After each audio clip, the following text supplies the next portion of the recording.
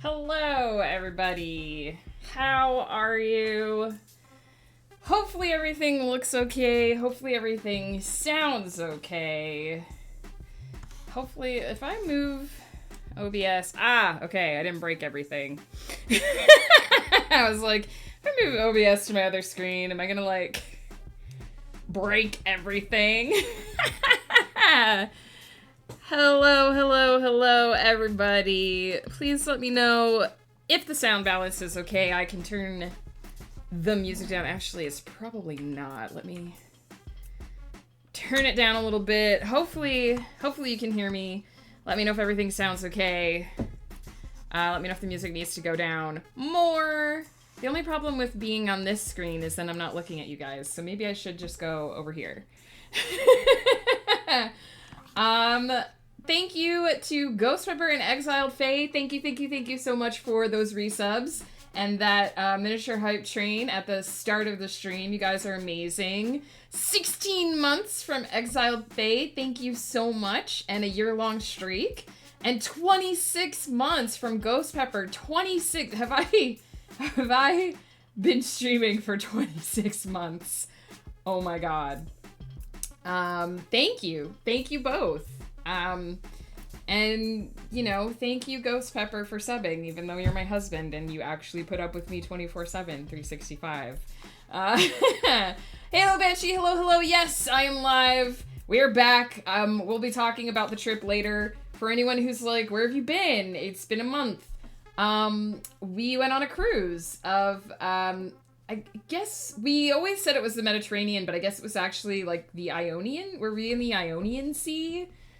I don't remember. One of those seas. We went to Athens, we went to Turkey, we went to Sicily, and we went to Naples, and it was amazing. We saw an active volcano. We'll talk about it. All the things will get talked about. Yeah, that happened. And now I'm back, and I'm mostly recovered from jet lag, I think. Hey, Nix, thank you for the hydrate. Let's get some hydration going. Halo, I'm sure you'll have plenty of opportunities to hydrate me for the stream. Nix Flare, hello, how you doing? Finally starting to get my sleep schedule back on track. Glad to hear that, Ghost Pepper. Ghost has had a really rough time with the jet lag. He's either sleeping until like 10:30 in the morning or getting up at 4:30 and not able to get back to sleep. Sounds good. Good to hear it. That's the eastern half of the Mediterranean. Yes, I don't remember what the other sea was. I think we went from the Ionian Sea. Did we go into the Black Sea? I don't remember. There's a lot of seas. If you zoom in on the Greek Isles, there's a lot of seas. We went through them. We actually saw the place. This is what I keep like geeking out about. Does my camera look okay? I feel like it's super blurry, but like I also feel like that's because I have forgotten how everything works, you guys. I opened up OBS for the first time, and there was a lot of I don't remember how anything works.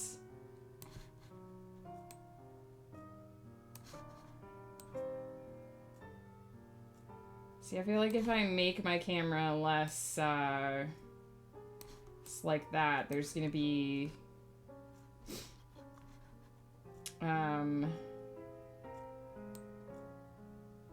don't know how to make it big without, I just zoom in on my eye. You guys want to just have my eye as, like,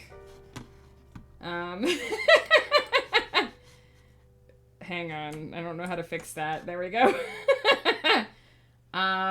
If you guys don't mind there being, like, black bars around me, I don't remember how I fixed that in the past. I just turned my display capture on behind me. That looks horrible. Yeah. So, there we go. I'm not really sure how to... Do you have any advice, Ghost Pepper?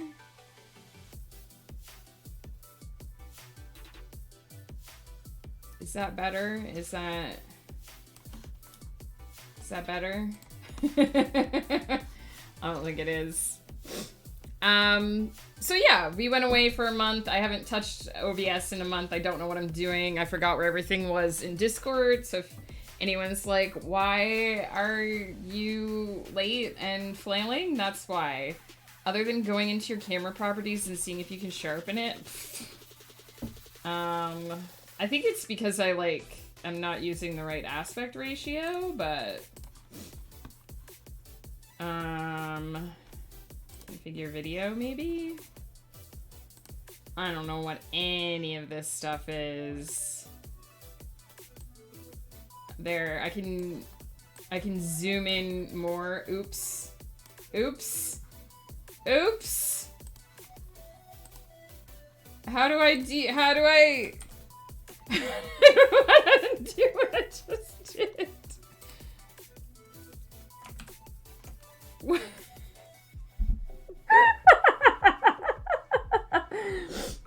I don't know how to undo what I just did. I hit a button and I don't know how to fix it. Nope. It won't let me... It won't let me undo it! Why is this not... Okay, hang on. Can I just...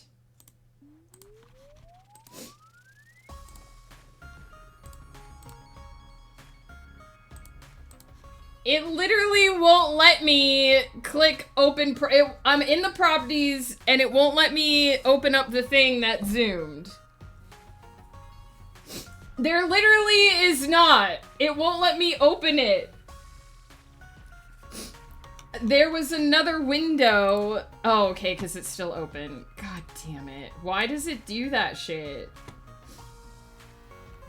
Okay. Don't worry, guys. Don't worry, guys. I know what I'm doing. Totally professional. Oh my god, now it won't close. What is happening?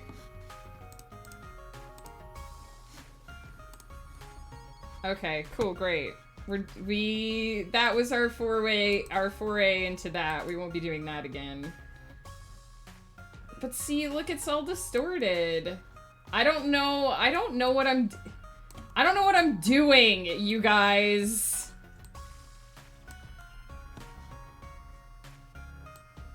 I don't know how to... I had it, and I don't know how to fix it now.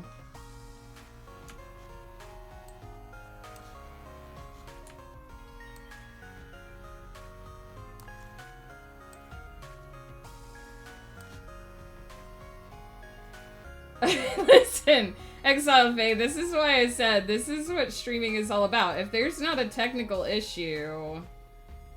Look, I'm just gonna have to be blurry. I'm just gonna have to be blurry.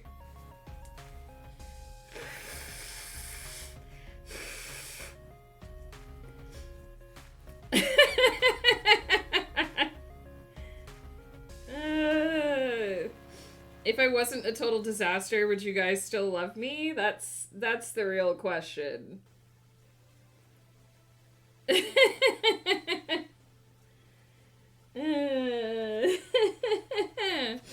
Welcome to my first stream of 2024. I can't wait for this one to go on YouTube.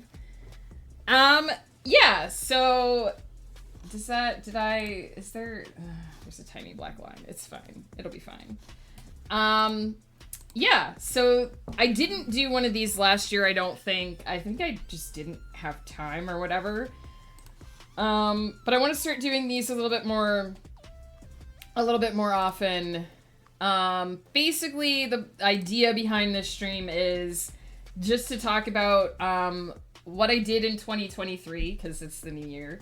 What's coming up in 2024.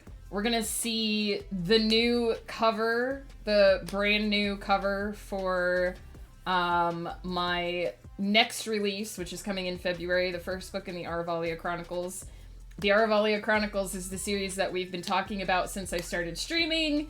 It's the one that we've worked on the most on stream. It's the one with that boy up in the corner there, Domarin, the grumpy elf boy. The grumpy elf man. He's mad that I called him a boy. That book, that is finally coming out. The first book in that series is finally coming out. We're finally going to be I'm going to be actually sharing it. You're going to be able to actually read it. You're going to be able to find out what this whole thing that I keep talking about is all about. And that's going to be the cover that we're going to look at in a little bit when we start talking about publishing. For anyone who wants the non-talking short version of this, there is a blog up on my website right now. I will grab you the link. Where I've basically put this all in word form. Every year in December/January. Vinyl, hello. How's it going, my friend? Thank you for the welcome. You missed all the wonderful, unless you were lurking, you missed all the wonderful technical stuff. I definitely don't know how to make this, more... Oh, sharpness. Let's see, can I turn that up? Oh, whoa, whoa. Oh, there we go. Hang on. Configure video. Oh, that was saturation, that's why. Lol. Sharpness. That's maximum sharpness right there. How's that? Is that a little less blurry? Is that better? What if I do this? Hang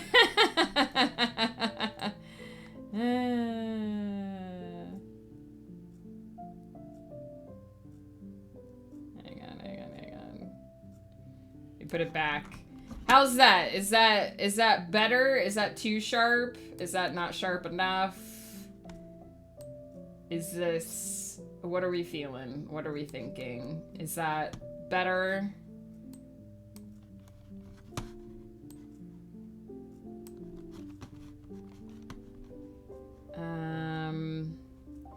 White balance, camera control, focus? Can I? Oh no, that's exposure. We don't want to do that. Oh, it actually doesn't let me touch any of those. Well, cool.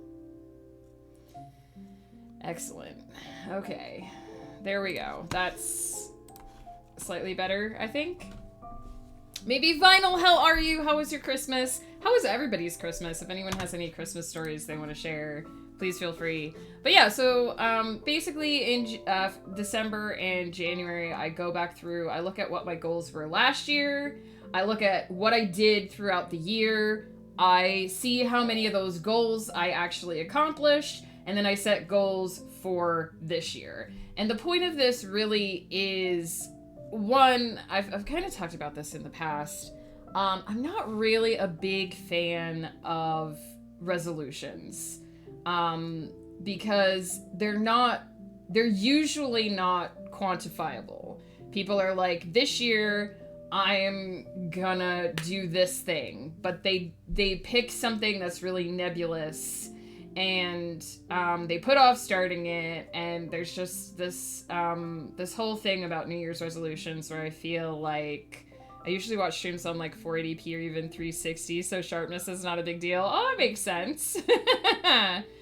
Yeah, I think people think of resolutions as like this nebulous thing that's going to be different in the new year, and it's because it's so nebulous and because it's so undefined. Like, if you say, I'm gonna go to the gym more, that's fine. That's a fine resolution. More like a goal, but it's a fine resolution. But how are you gonna quantify that? Are you gonna go to the gym once a week? Or are you gonna go to the gym 3 times a week?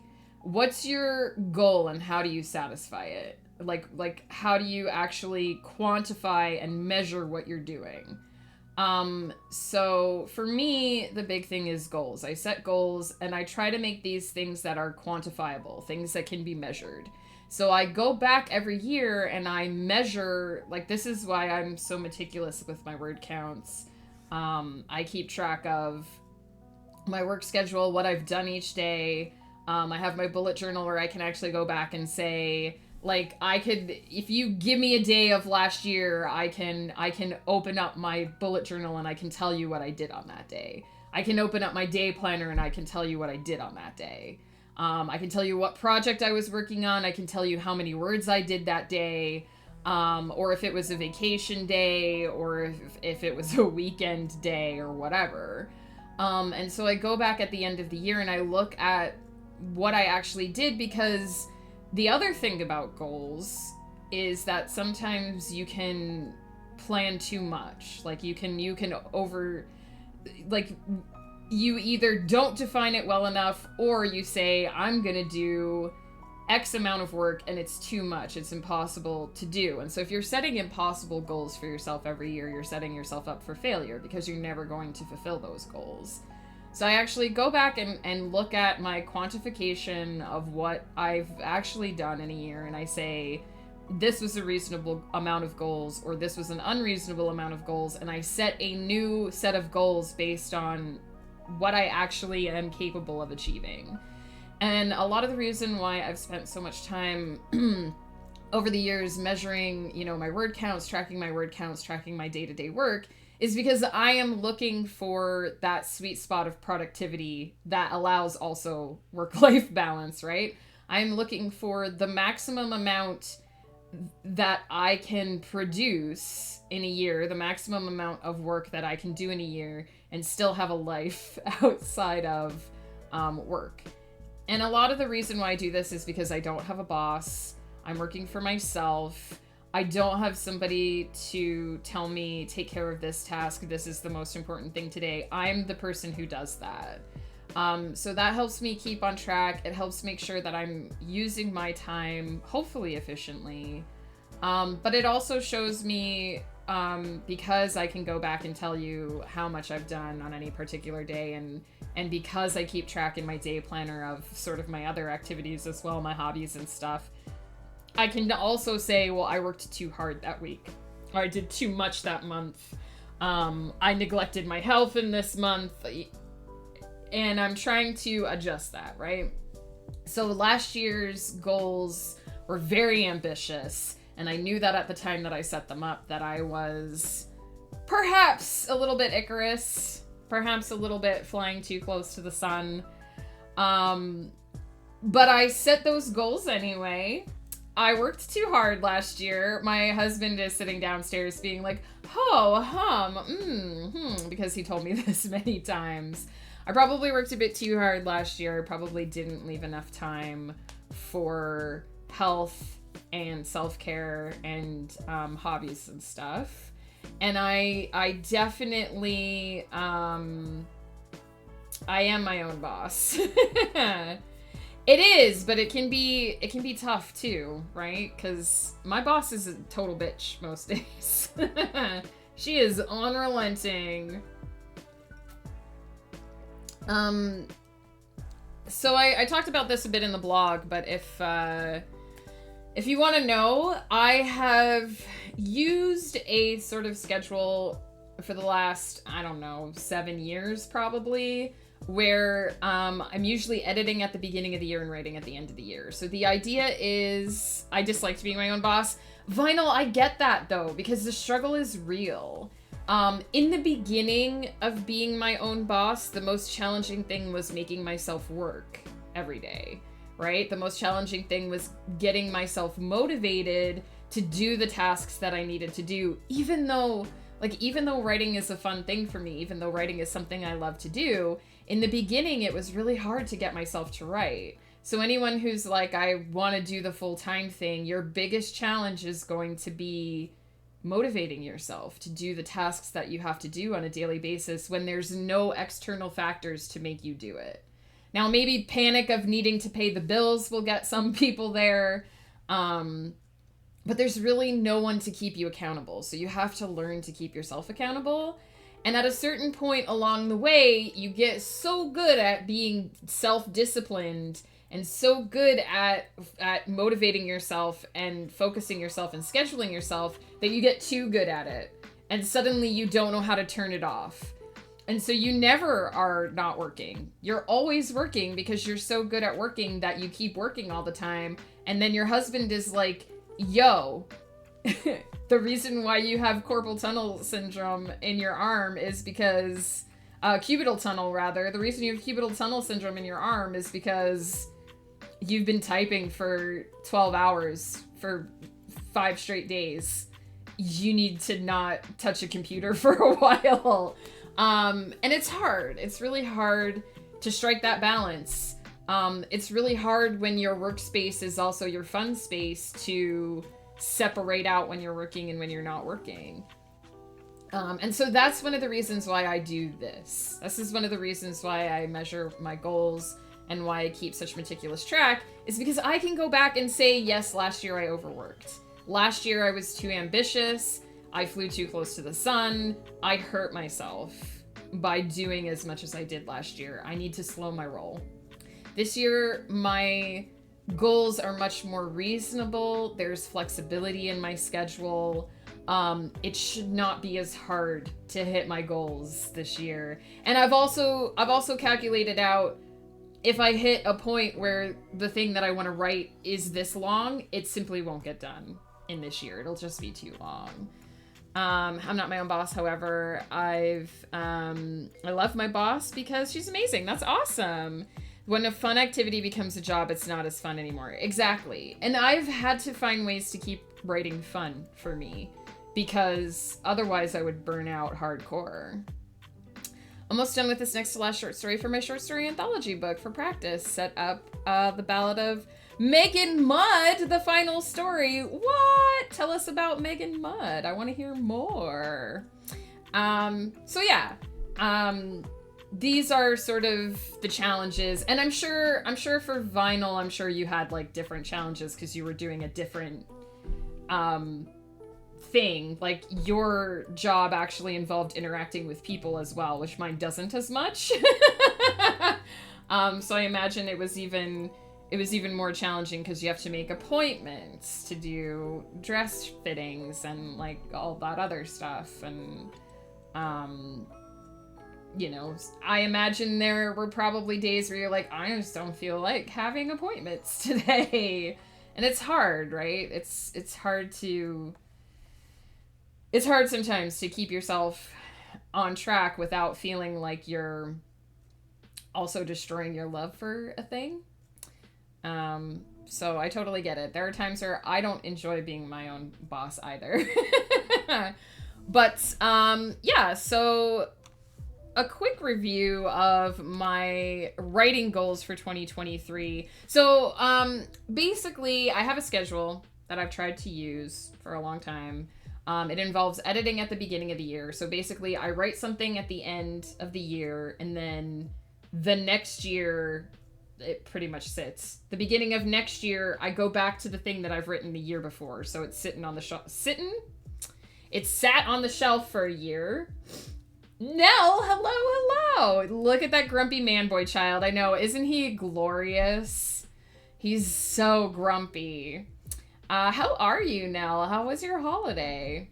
Megan Mudd was the title I came up with from the start, but I know it's going to be a Western, and the main character is going to be a young lady named Megan Mudd. That sounds awesome. Megan Mudd the Ballad of Megan Mudd does sound like a very Western. I instantly thought about, in Serenity or in Firefly, the Jane thing with the Mudders. Maybe written in actual ballad or song. That would be amazing. Challenging, but amazing. I basically take what I've left sitting on the shelf for a year, and I edit that at the beginning of the year. I polish whatever my beta readers have been reading in the middle of the year, and then at the end of the year, I write a new thing. That's the idea. That's the plan. But somewhere along the line, something that I wrote was really long compared to what I expected it to be, and it spilled over. So what's been happening is that at the beginning of each new year, I'm finishing up the book that I started writing last year, and it's pushed my schedule more and more into a skew, and it's made it really difficult to do summer plans because the summer months is where I'm supposed to have my lightest work schedule, and that hasn't been happening. So I came up with this brilliant idea in 2023 that I would catch up my work schedule, that I would add extra work into each week in order to catch up my work schedule and get things back on track and get my summer schedule the place I wanted it. But Nyx Flair, hello. Thank you so much for the raid. Let me get you a shout out.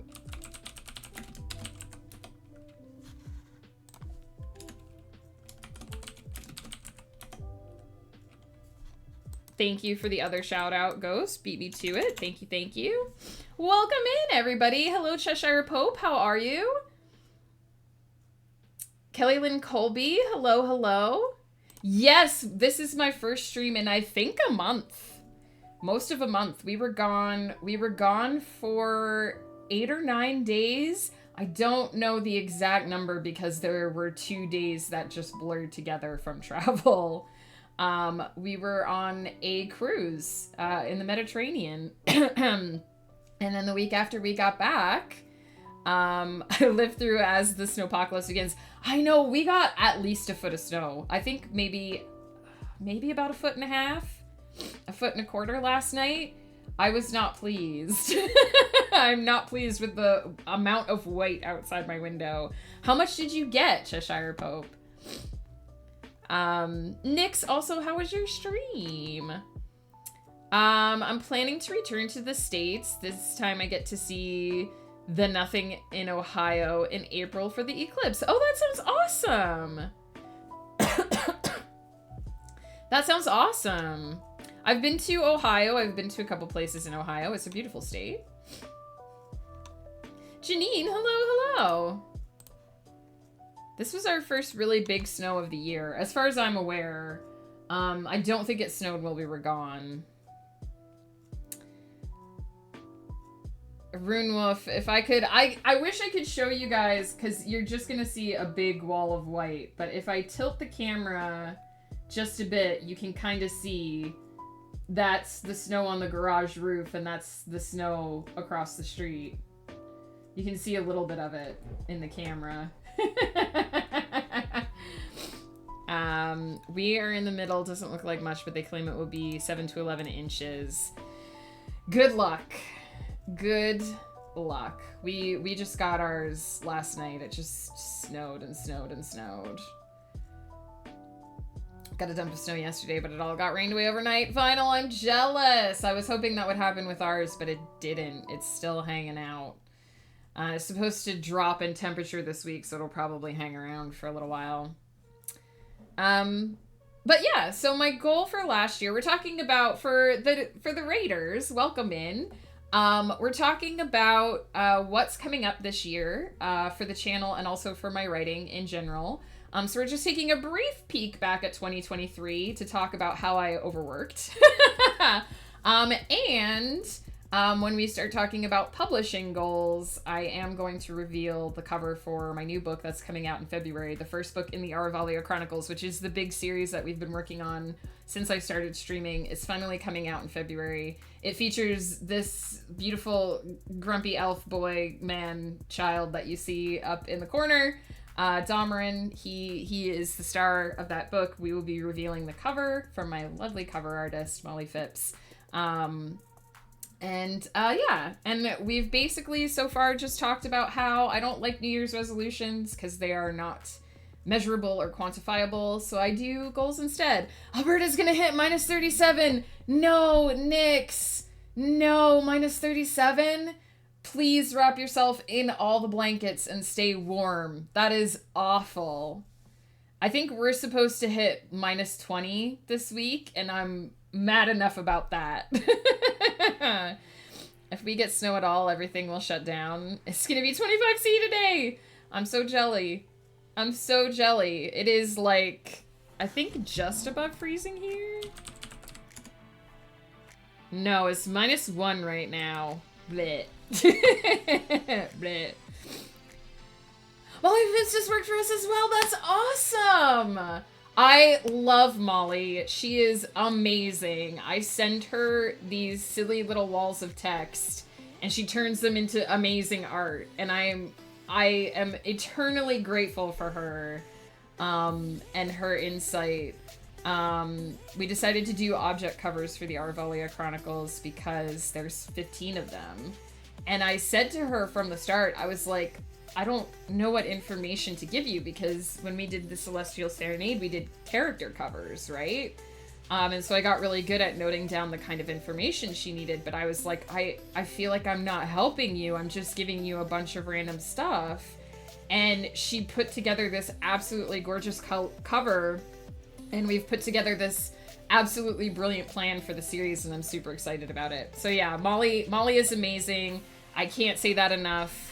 Let me get you her, for those of you who don't already work with her, this is her website. We Got You Covered Book Design. She is amazing. Please check her out.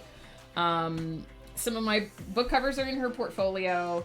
I'm so glad to find someone else who works with her, because she is absolutely amazing. Just don't hesitate.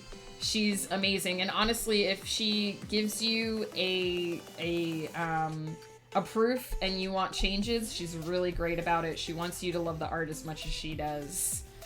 If it ever hits 0C, it's panic time. I've been to a few places like that. We're supposed to get a few days of -10 near Vancouver, BC, so it's very cold. Yeah, it is supposed to, we're just supposed to get a bit of a cold snap. Not -37 though. -37 is crazy. When it's -37, the cold just goes straight through you. Like, Conquest also, hello. Art is like jam. I believe you.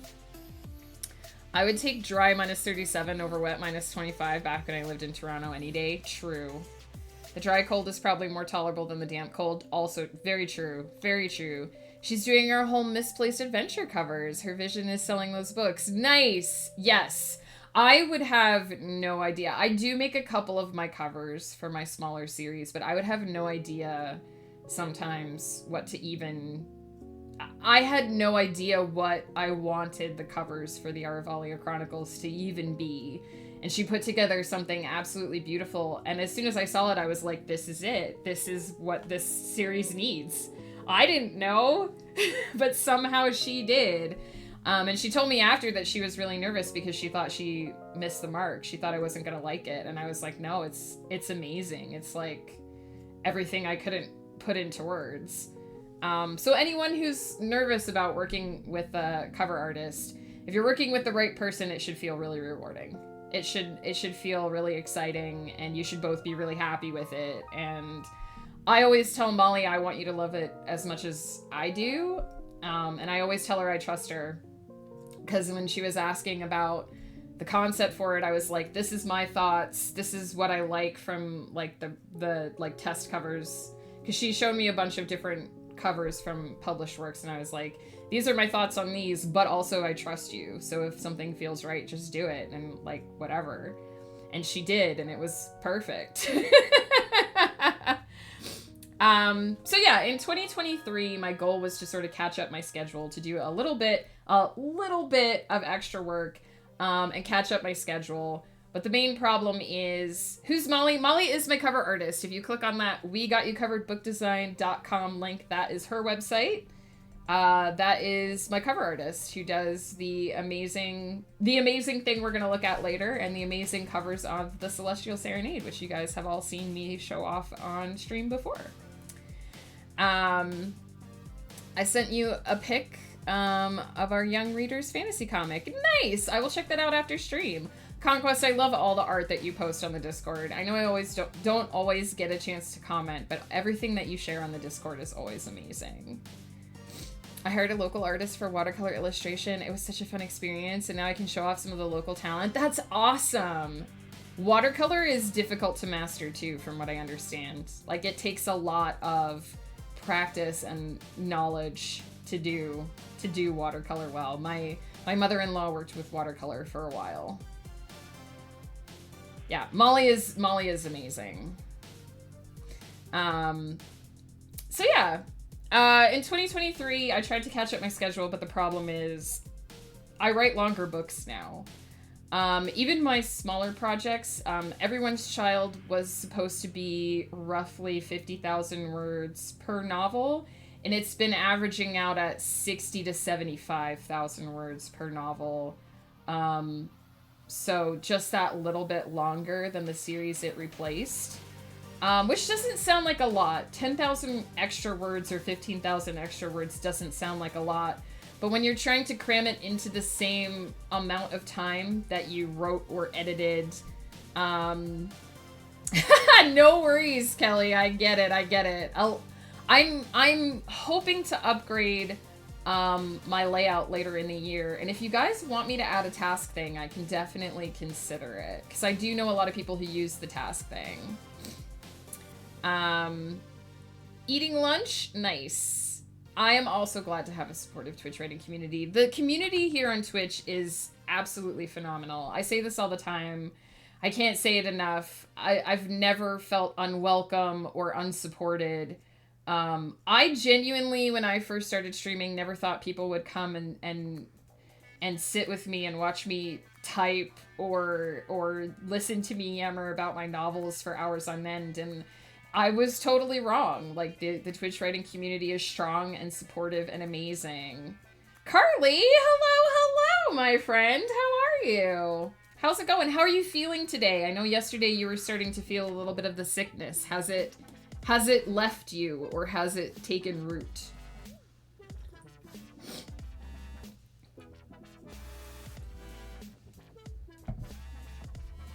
Down with the sickness? No, Carly, I'm so sorry. Please drink lots of fluids, get lots of rest, keep warm, keep comfortable. You're just an awesome persona and presence. Rune Wolf, thank you so much for saying that. That means a lot to me. I never think of myself that way, but I appreciate that you guys. It's really the ducks. Hey, if you're here for the ducks, that's cool too. They will be back tomorrow. And I did get the Christmas ducks. For anyone who's like, did we miss the Christmas ducks? No. I've never played that game off stream, but I did boot it up long enough to get you guys the Christmas ducks. So we will be starting a new map tomorrow, and there will be a potential for Christmas ducks to spawn because they are unlocked on the account now. I was thinking about beta readers and how I got eviscerated the last round. Part of it was betas trying to turn my platonic YA fantasy adventure into romantasy. Yeah, you have to be careful with people who think that, you know, people who want to change your story aren't necessarily the best betas for you. You did not miss the Christmas ducks. Well, I don't know if they're still in the game. If you have the game, you might still be able to. I unlocked them last week. They might still be in there. But we are going to have Christmas ducks on the stream for sure when we start our new map. Megan is one of my favorite people. Carly, you're going to make me cry. Being treated for strep, good call. I hope it comes back negative because strep sucks. But if you do have it, they can get you on antibiotics and get it wrapped up pretty quickly.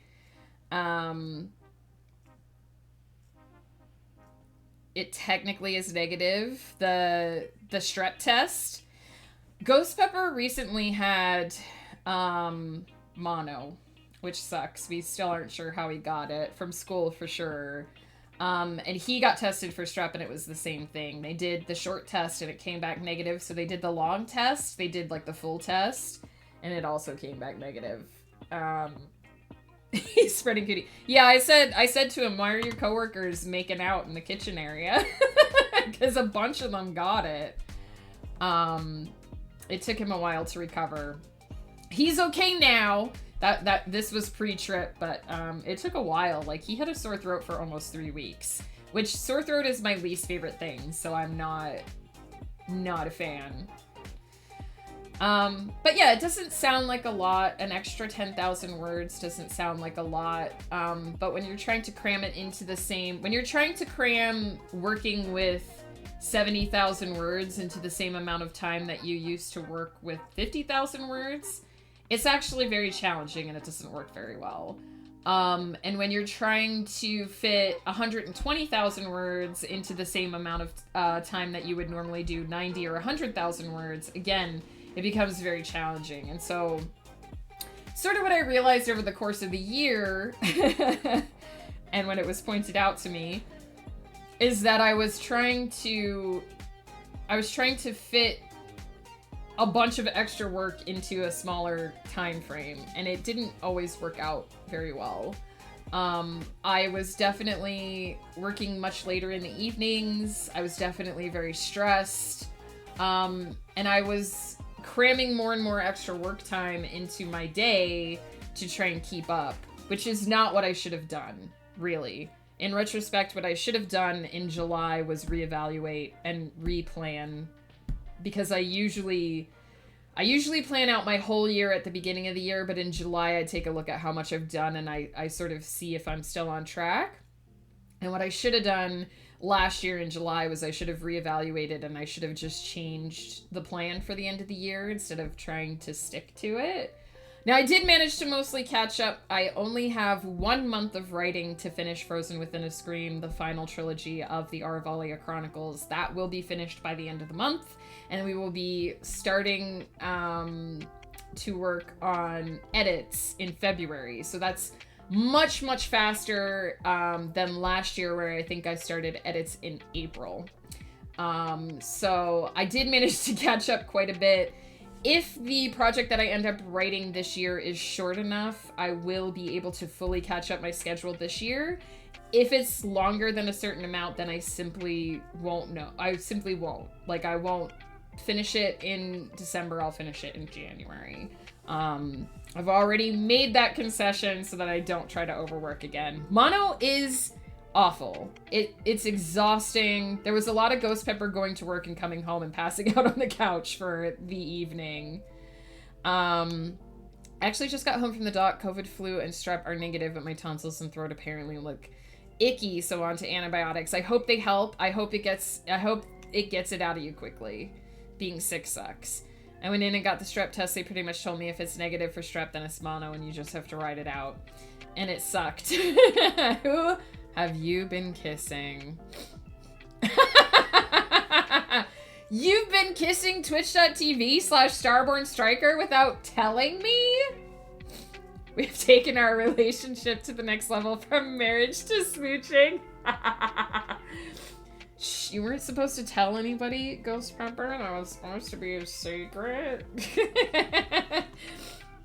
I had mono when I was a baby, and the docs misdiagnosed me and told my family I had cancer? What? So did they start treating you for cancer? That sounds awful. Like, when did they realize that you didn't have cancer?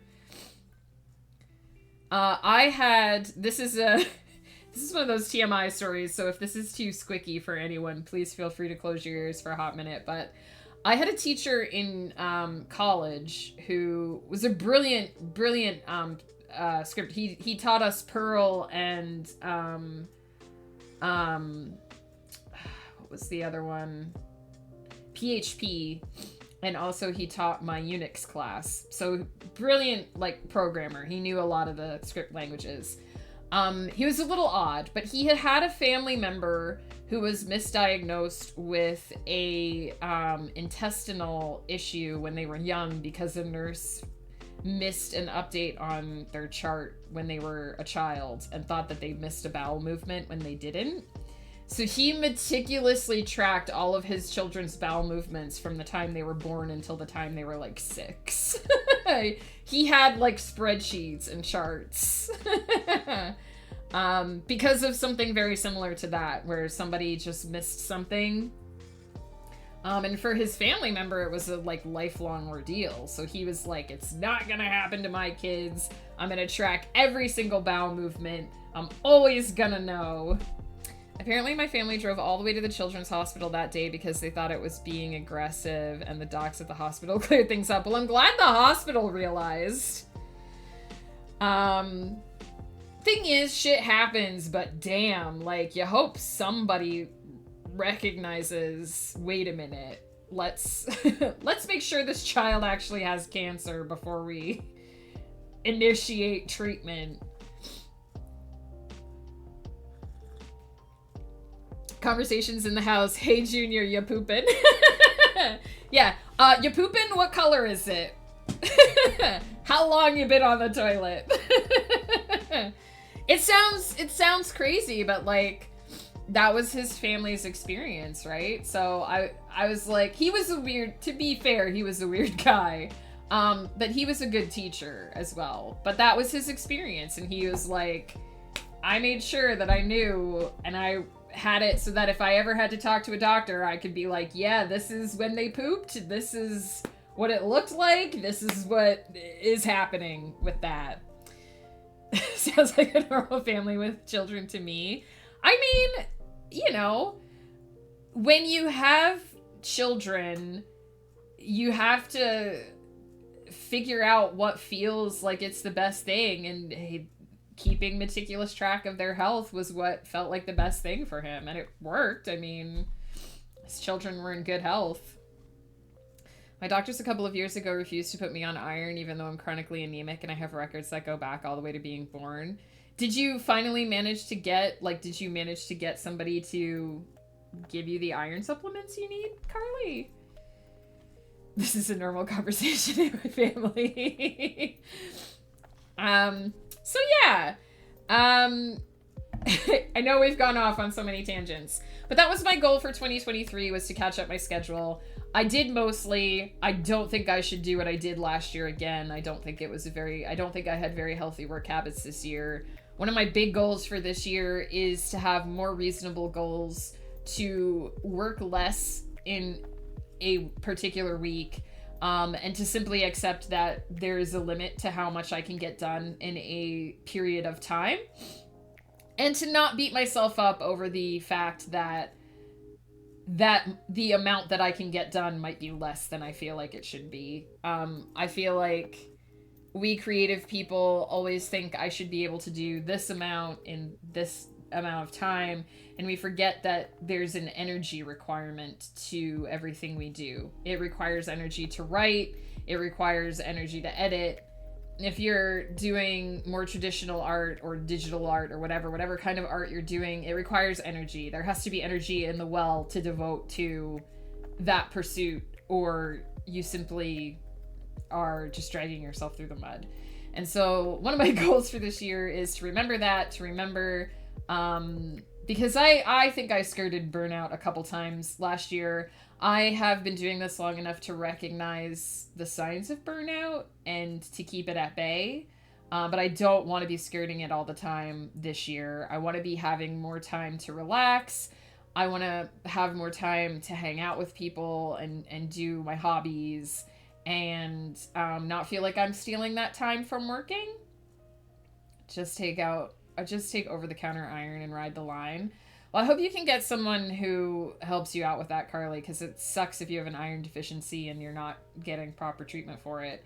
Unfortunately, I hear a lot of stories like this about the American healthcare system.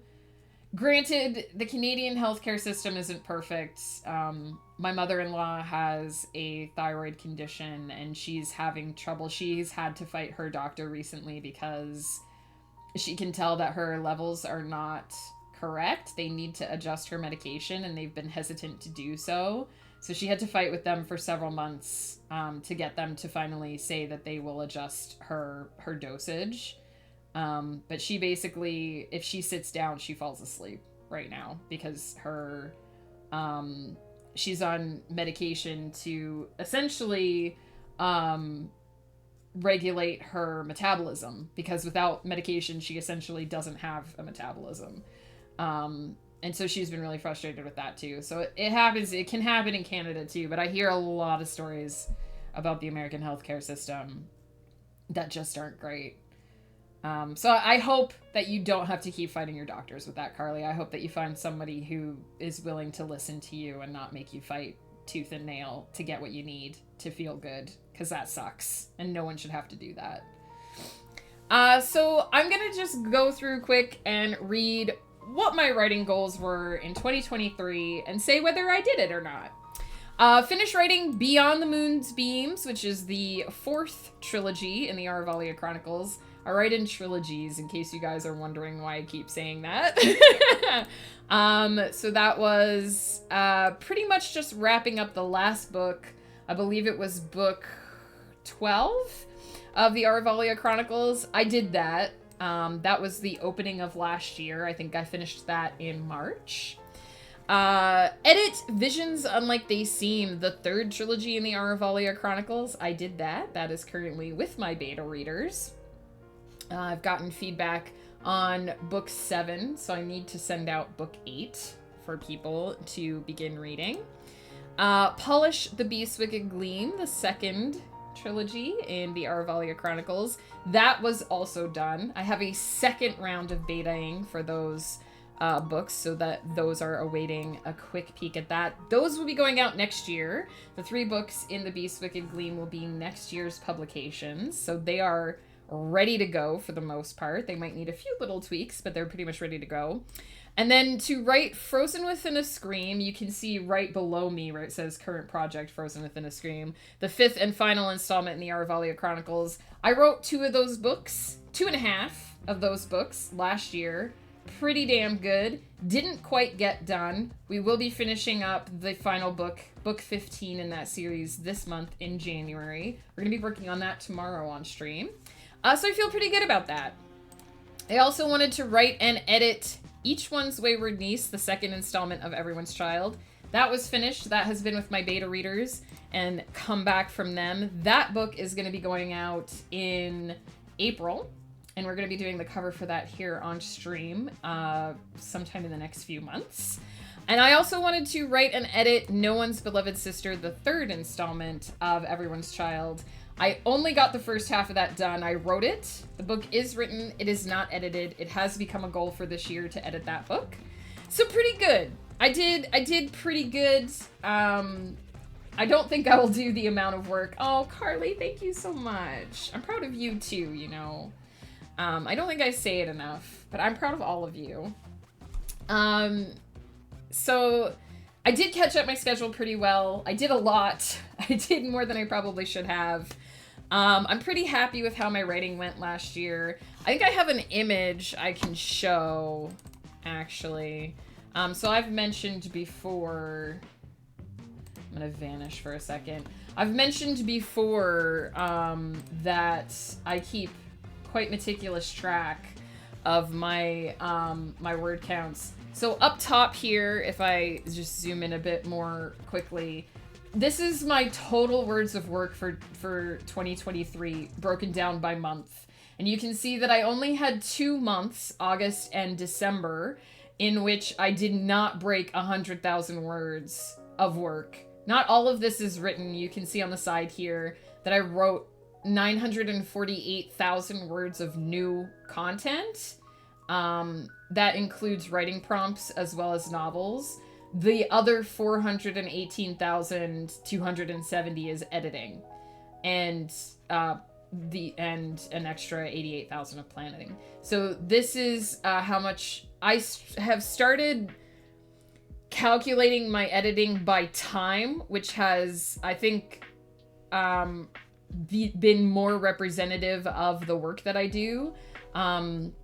I did use a new tracking method for my edits this year. Instead of words, I basically translated time into words, and I think that worked much better. So that is going to mean that those word counts are naturally higher than the year before, where I didn't use that same measuring. But as you can see just from this, last year in 2022, I guess year before last year now, geez. In 2022, I only wrote 720,000 words of brand new content, as opposed to in 2023, I wrote 948. So I significantly increased my productivity even without the change in how I manage my editing.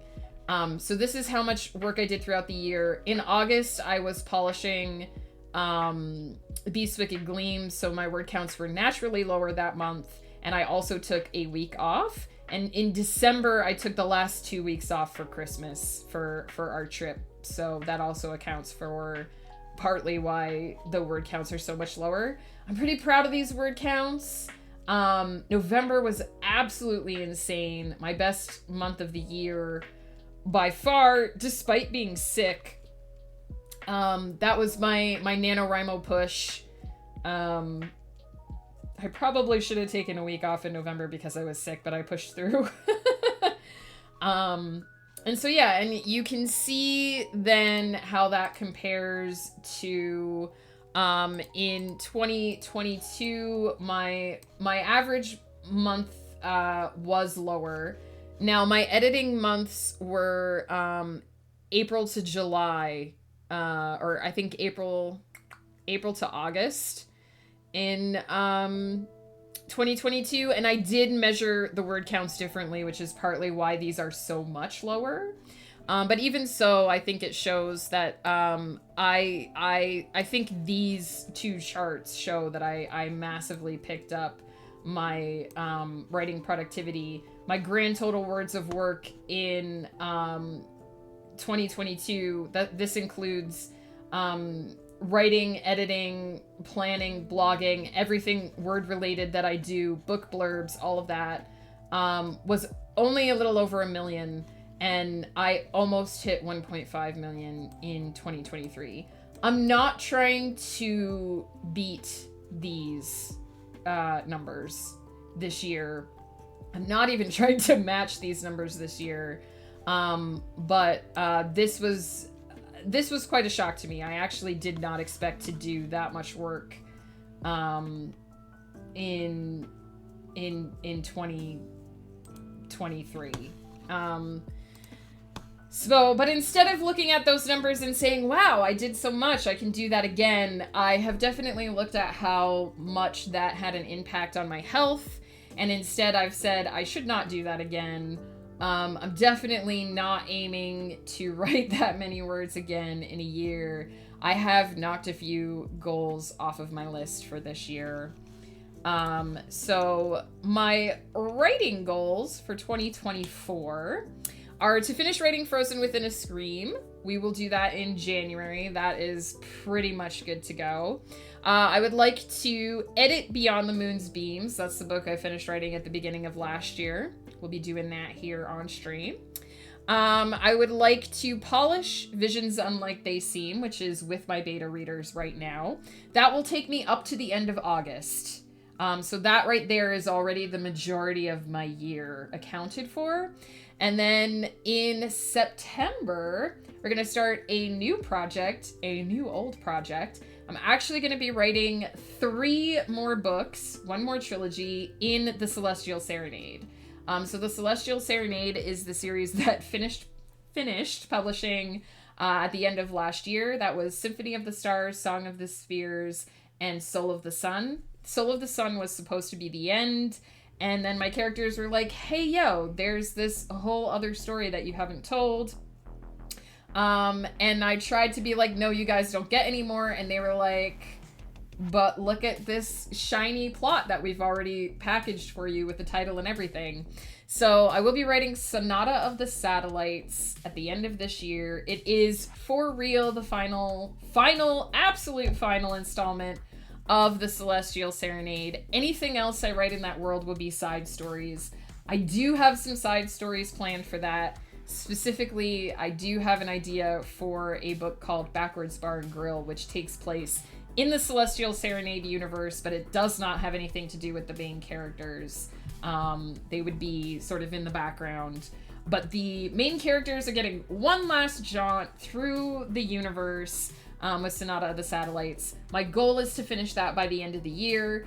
If the book is too long, it will have to be finished in January, February of next year. I'm hoping it will be slightly shorter than the Aruvalia Chronicles, which has gotten way long. But I don't know.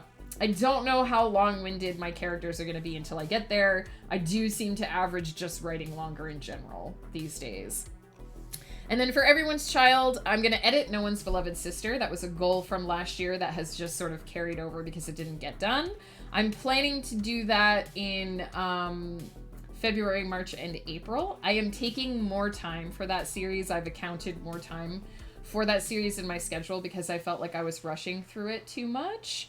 And we're going to write and hopefully edit Anyone's Crazy Aunt, which is the 4th installment in Everyone's Child. I have calculated out, if the universe doesn't totally smash my schedule for the year, I should be able to write and edit that book this year. If the universe comes in like a wrecking ball, then we might have to edit it next year. But there we go. Those are my writing goals for this year. I have very specifically knocked off one.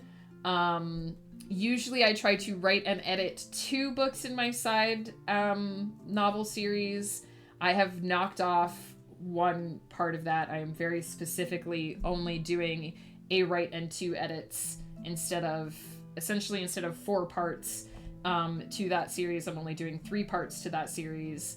And I'm hoping that's going to allow me to take my time. It's going to allow me to feel less stressed. It's going to allow me to...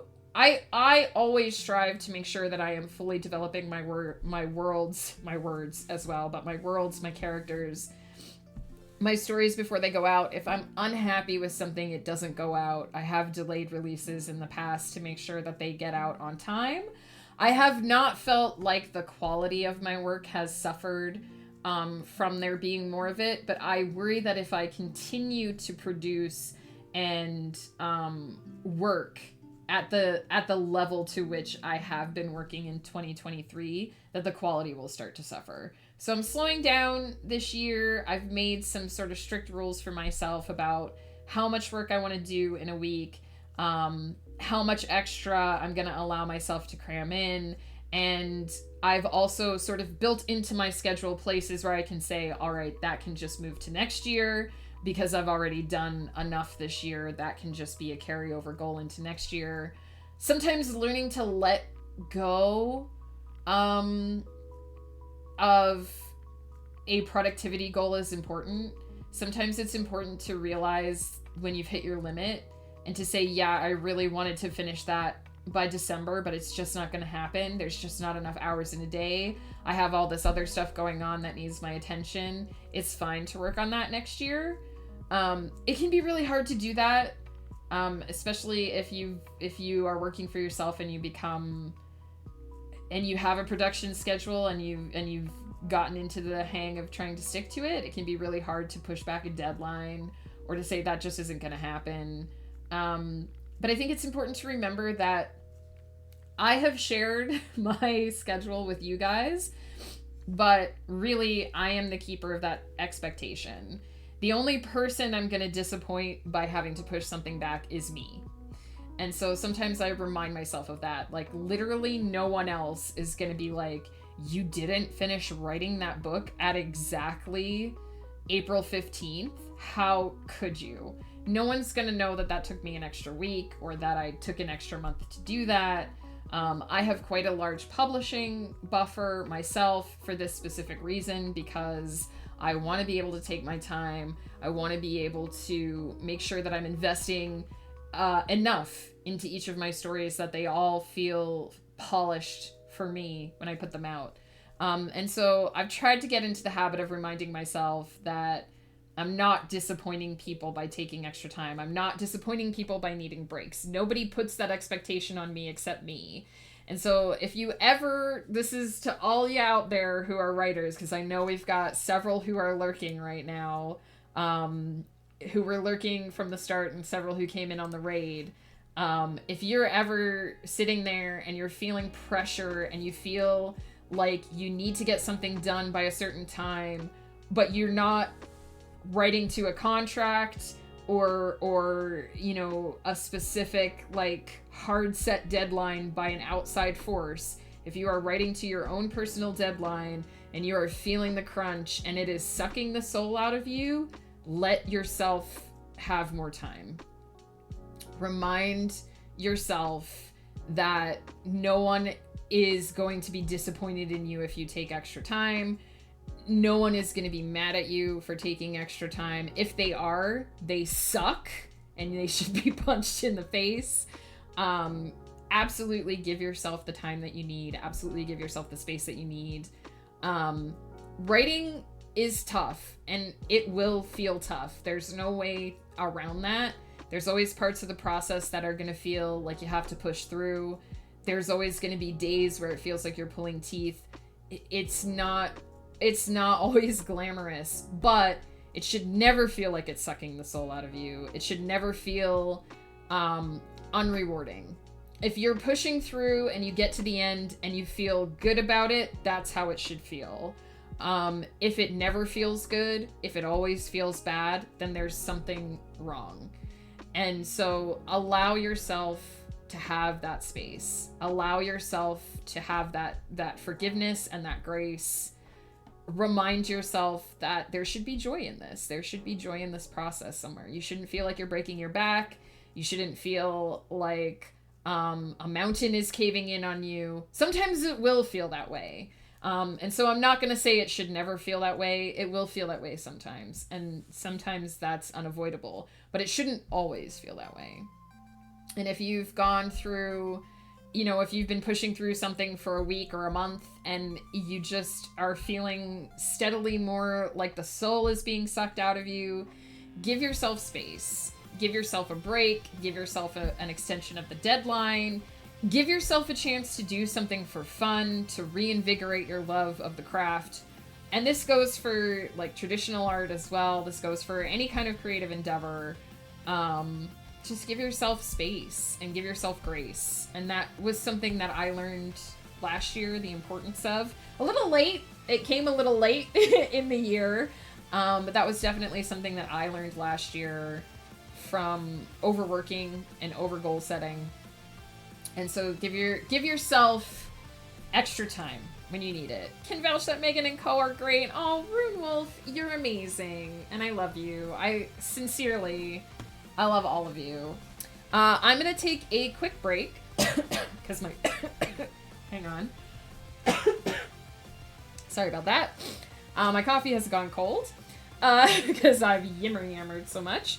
But we're going to come back and we're going to talk about publishing goals for 2024, at which point I am going to show you all the wonderful cover that Molly Phipps has made for me for Eyes of a Stranger.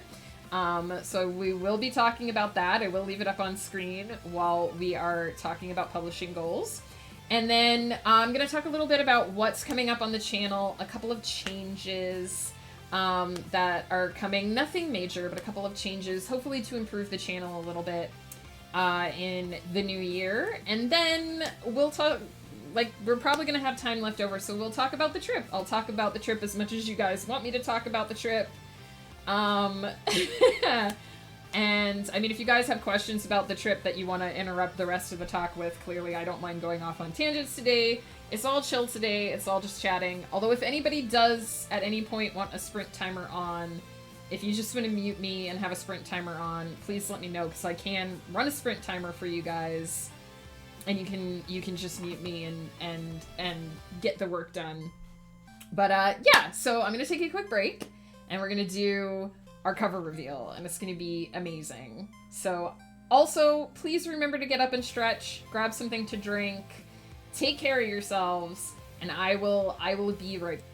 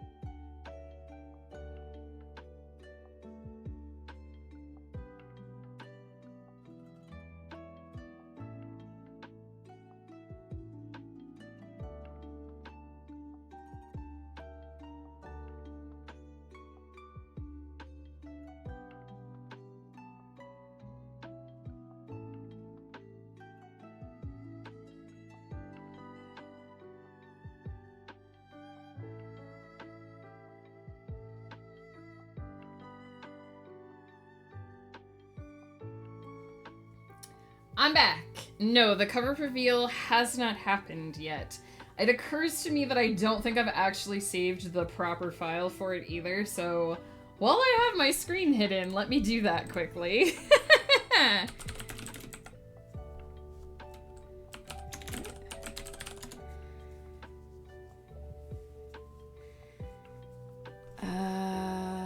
Is this? Yes.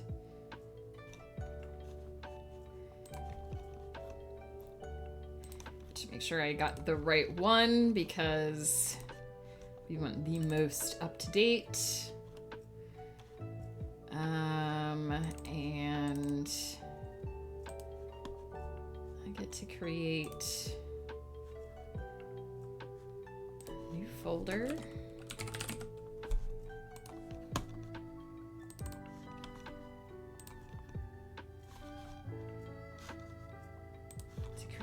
Brand new folder for my book covers for this series. Heck yeah.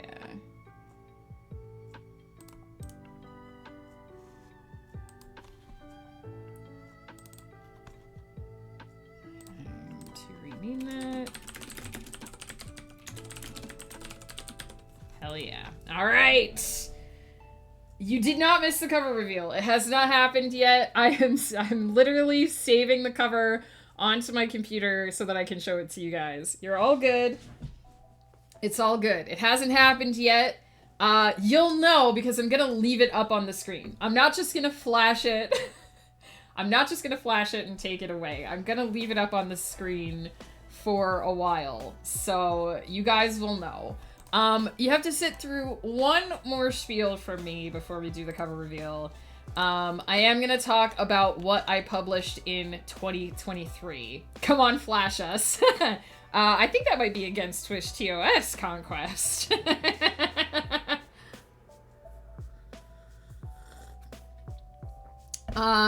So I do just want to actually, let's go to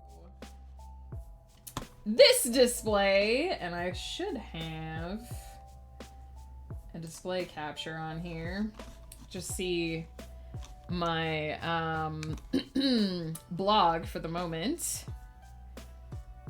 So this was actually the list of things that I published in 2023. And the biggest thing that I did was I published what was supposed to be the last 3 books in the Celestial Serenade. So this is the full Celestial Serenade. As you can, I don't know if it shows you the year on here, but this came out in 2021. The first 3, The End of All Things, Across the Void, and After the Nightmare. Then in 2022, we had Duality, Unity, and Harmony. All of these covers, by the way, were made by the fabulous Molly Phipps, who we were talking about earlier. She made these. They are gorgeous. They are amazing. And then the 3 that came out last year are these 3: Smooth Jazz, Careless Electronica, and Headstrong Heavy Metal. So Smooth Jazz came out in February. Careless Electronica came out in, I believe it was June. Yes. And in October, Headstrong Heavy Metal, the last book in that series, what was supposed to be the last book in that series. Angel Faye, hello, hello. Happy New Year to you. How are you doing? Carly, you're amazing, but thank you. Thank you for all the confidence you guys have in me. I really do appreciate it. So yeah, these were my big book releases for last year, February, June, and October. I forgot how the year works for a second there. So if you are interested in space operas, which is what this is, you can hop over to Amazon, and even though I am planning to write 3 more books in this series, you do get a complete story. Carly, feel better, please. Take care of yourself. All the rest. Thank you for stopping by. I hope you feel better soon.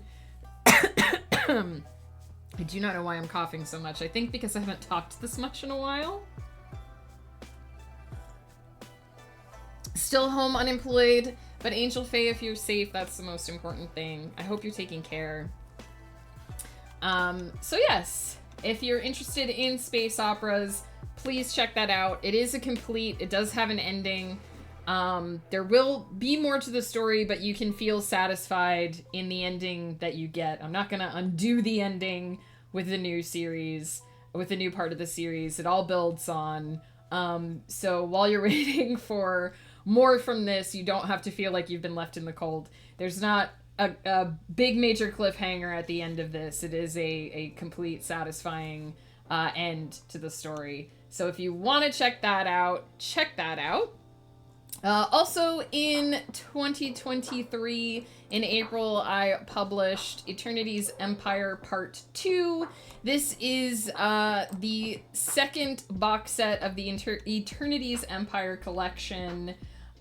This is the big table, coffee table book versions of Eternity's Empire, the box sets. You can buy each of these 8 books individually, or you can check it out here in box set form.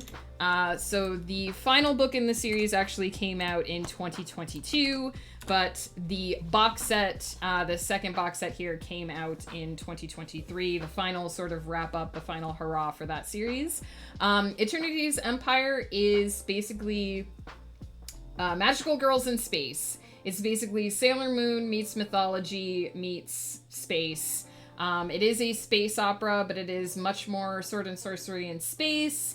It is very deeply rooted in mythology. You've got your Greek mythology, you've got your Roman mythology, you've got your Shinto mythology, you've got your Norse mythology, and I've got some Hindu mythology in there as well.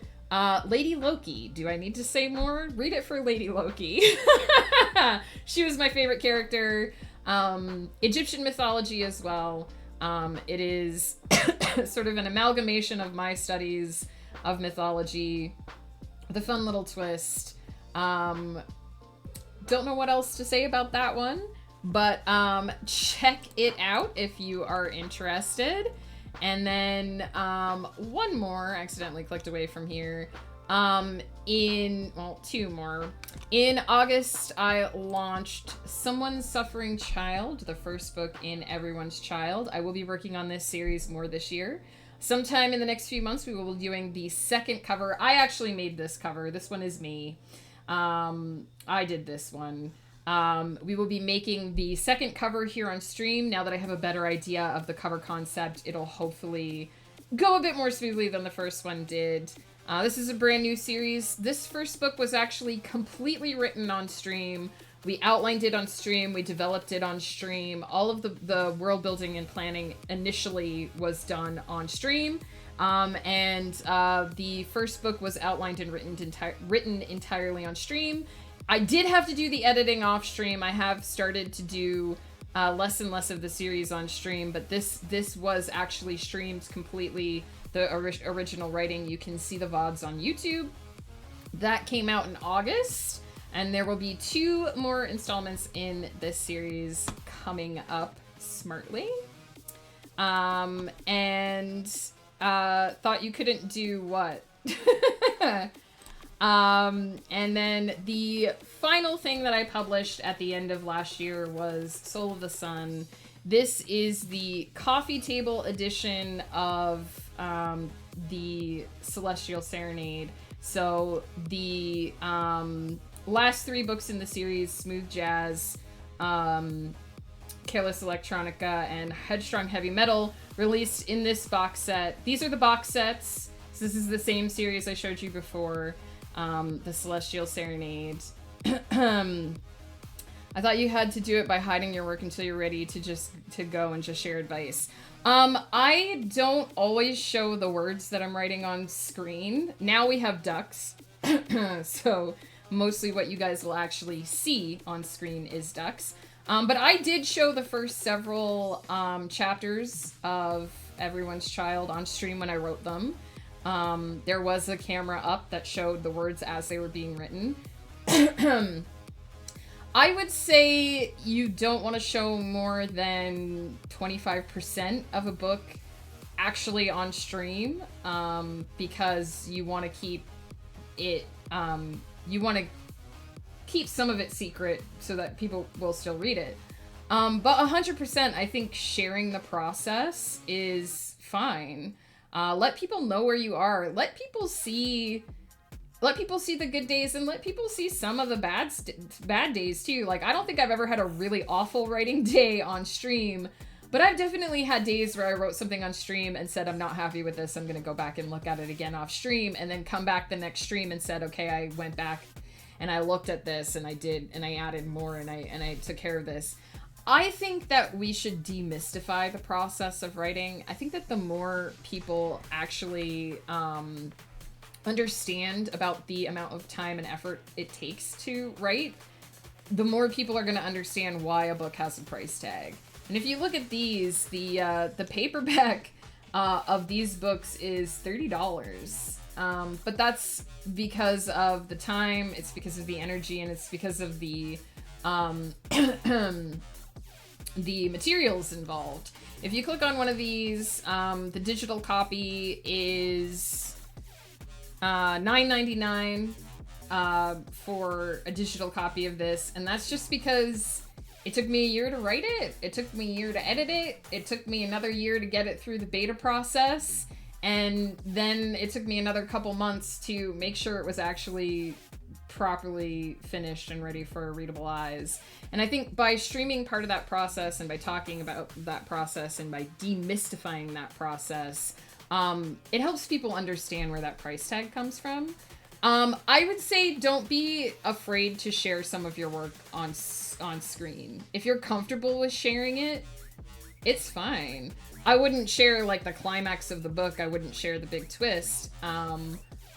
But 100%, I think you can share whatever you're comfortable with sharing. The people I used to follow used to say that I had to basically be vague and appear to be an expert. Be honest. Be yourself.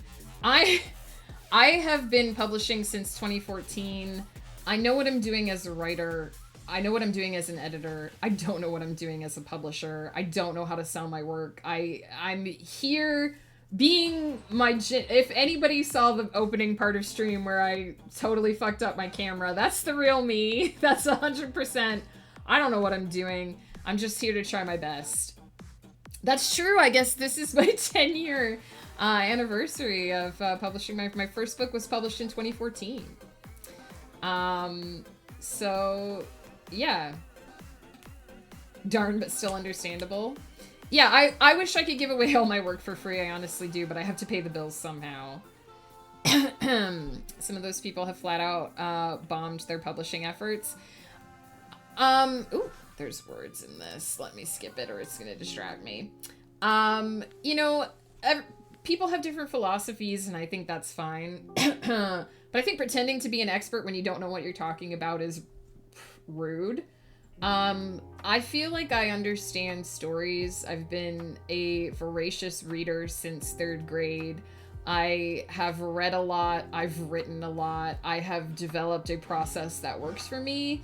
I'm happy to talk about all that. Kiki, hello. How's it going, my friend?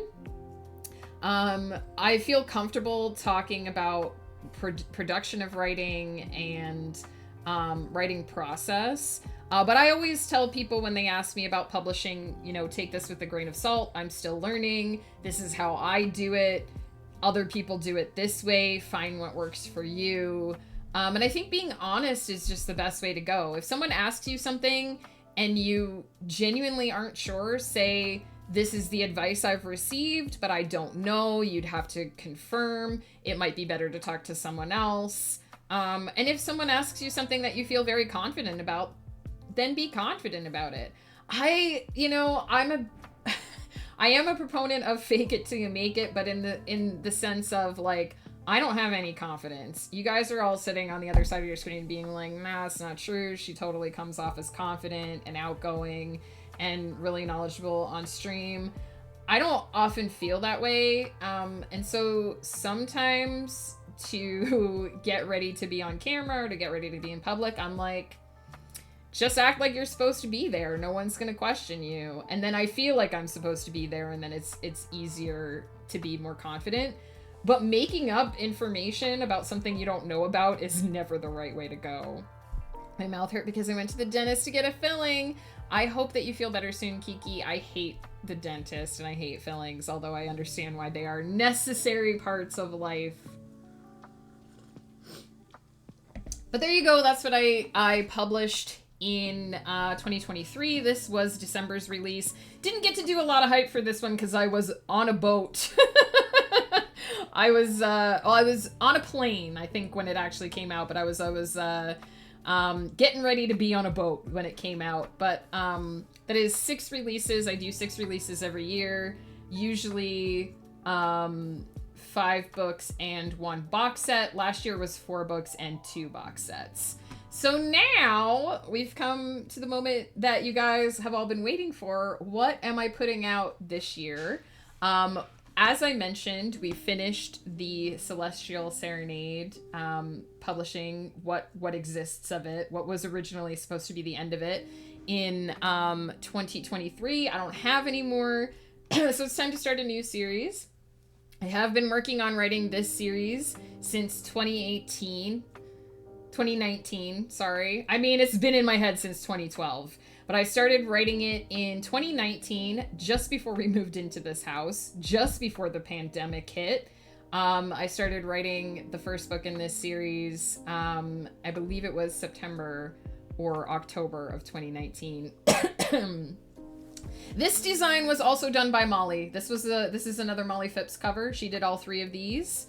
If I hit the back button so you can see all 3 of these were all 3 Molly Phipps designs. And if you're wondering, what did you say to her to get her to do it? Dragon constellation, she came up with that. Dragon and a planet, she came up with that. And a dragon shadow over the sun, which she tried to do and said didn't look good, so she did this, and it's amazing and way better than what I was thinking. So, just to give you a small glimpse of how amazing Molly is. So yeah, that is let me get her website again for anyone who missed it earlier. This is my lovely cover artist, Molly Phipps. She is totally amazing. But now let me just hide my screen again for a second. I started writing this series in 2019. It's been in my head since 2012. It has gone from being 3 books to being 9 books to being 15 books. And it's finally, we've been talking about this book series since I started streaming because it was the part of the series that I was working on when I started streaming. It was one of the things that I had to primarily hide when I first started streaming because it was so late in the series. I believe we were working on book 7 or 8 when I first started streaming. Now I'm working on book 15. And book 1 is ready to go. So this is the moment that you've all been waiting for. This is the cover of, and let me actually get that so that it's completely on the screen here. Oops, that's not what I want.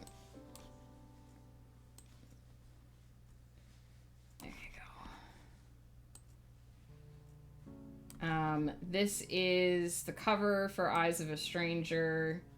This is done by the fabulous Molly Phipps. And this is it. This is coming out in February. I don't even know. Isn't it amazing? I love it too. It's everything I could have possibly asked for. It's everything I possibly could have asked for. It's that link that we got you covered link there, Rune Wolf, as well. That's her, Molly Phipps. I may have put an extra P in there, but that's her name. In my excitement, I may have put an extra P in there. She came up with this. I told her that I didn't know what the hell to do for a cover. I told her that the first 3 books are called Eyes of a Stranger, Key to All Doors, and Heart of a Kingdom, so kind of easy. She's amazing. Keep in mind that her prices are for a digital and a paperback. So I don't have the paperback version of this cover yet because I haven't actually formatted the paperback and I don't know how many pages it is. Molly needs to know how many pages it is so that she can create the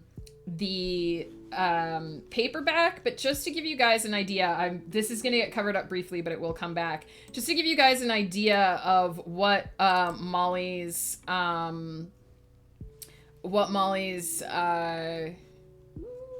where's my... To give you an idea of what Molly's covers look like for the wraps, let me find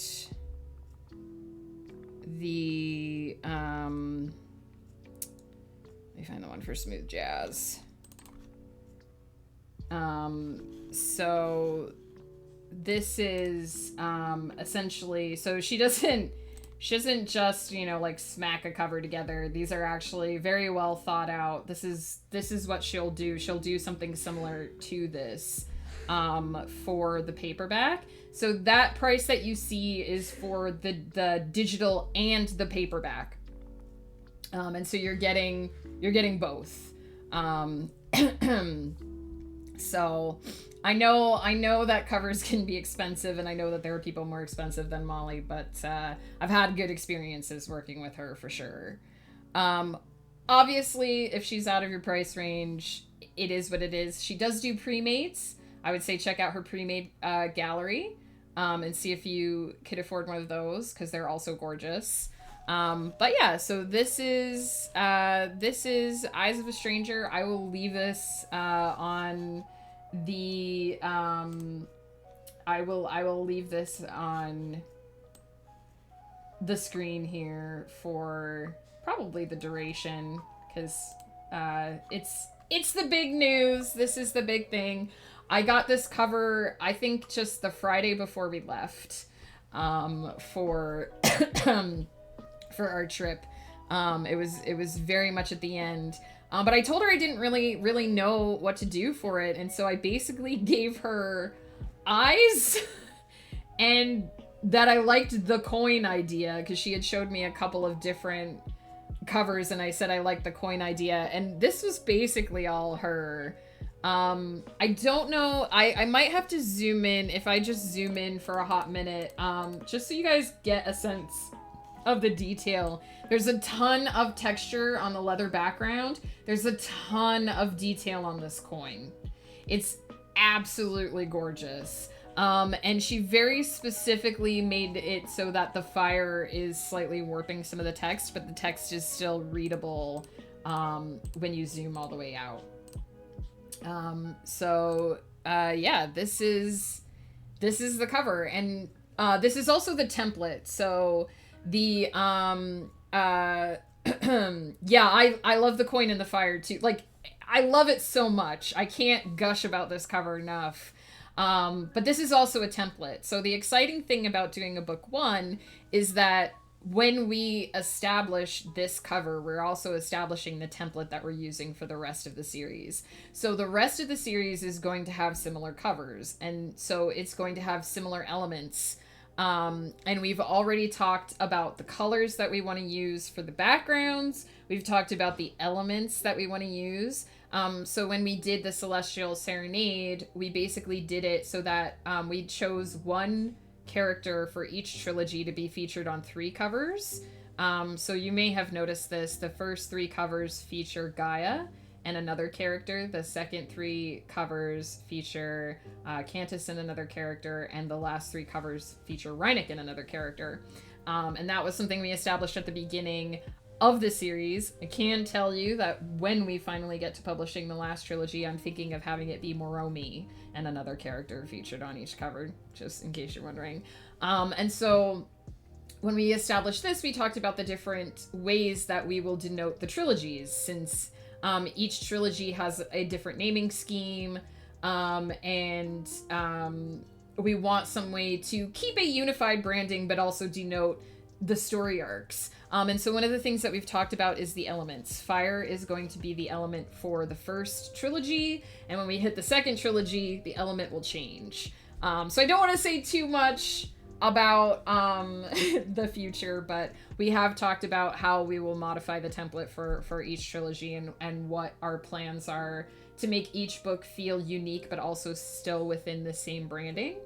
I love the storybook feel of this. It feels like an old leather-bound tome with some kind of magical artifact on the front, and I really love that. I really love this. I really had no idea what she was gonna send me for this book or this trilogy, and it's amazing. I love it. This is the second time, actually, that Molly has told me that one of the things that she made for me was one of her favorite things. The cover that she made for Dreamers Do Lie, she loved the artwork that she put on there. She told me at the time that it was one of her favorite covers that she'd ever done. And she actually featured the artwork for this.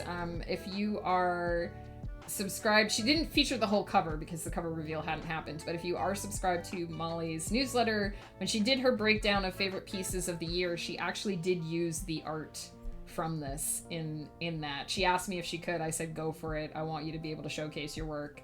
And she said it was one of her favorite pieces of the year. So AB Coffee, welcome back to you. How's it going? Look at the cover of my new book that's coming out in February. And how are you, my friend? How is it going? So yeah, this is coming out in February. The second book in the Aruvalia Chronicles, Key to All Doors, will be releasing in June. And in October, we will have Heart of a Kingdom. So that first trilogy coming out throughout the year, with December having a box set release. The box set will be called Once Upon a Dream. That is the first, my favorite title actually for that series. Once Upon a Dream. We have not come up with what the covers for those will look like yet, but they will feature characters. So the way we did it for the Celestial Serenade was we did characters on the small covers and objects for the big cover. We're doing object covers for the small books, the individual books in Aruvalia Chronicles, and we'll be doing character covers for the final, and I don't want to for the box sets, and I don't want to get anyone's hopes up because this could change. Molly might come up with something amazing. Peter, Big EB Missile just woke up from small sleep. Thank you so much for that resub. 23 months. Holy wow. How are you, my friend? I hope you had a fabulous holiday. Yeah, Heart of a Kingdom. I love the titles that I came up with for this series too. I mean, you've got a bone to pick with me. You go on vacation with your husband at the same time as me and my wife, and they're nowhere near each other. Where did you go, AB Coffee? We were in Athens and Turkey. Look quite well rested. I did take a week after we got back to catch up from jet lag. Looks kind of sick. It's amazing, isn't it? Molly's amazing. I'm doing okay. You haven't missed too much, Peter. We're just yammering today. And this, I just unveiled the new cover. This is I know Domerin is glaring and grumpy right now in the picture, but this is his first book. This is his debut, his publishing debut. We went to, is it Cabo? Literally halfway across the planet. How many hours of flying did it take you to get there? Because we flew a lot. There was a lot of flying to get to Athens and back. Oh, in Mexico. Okay, I got ya. That was probably a lot of flying depending on where you left from.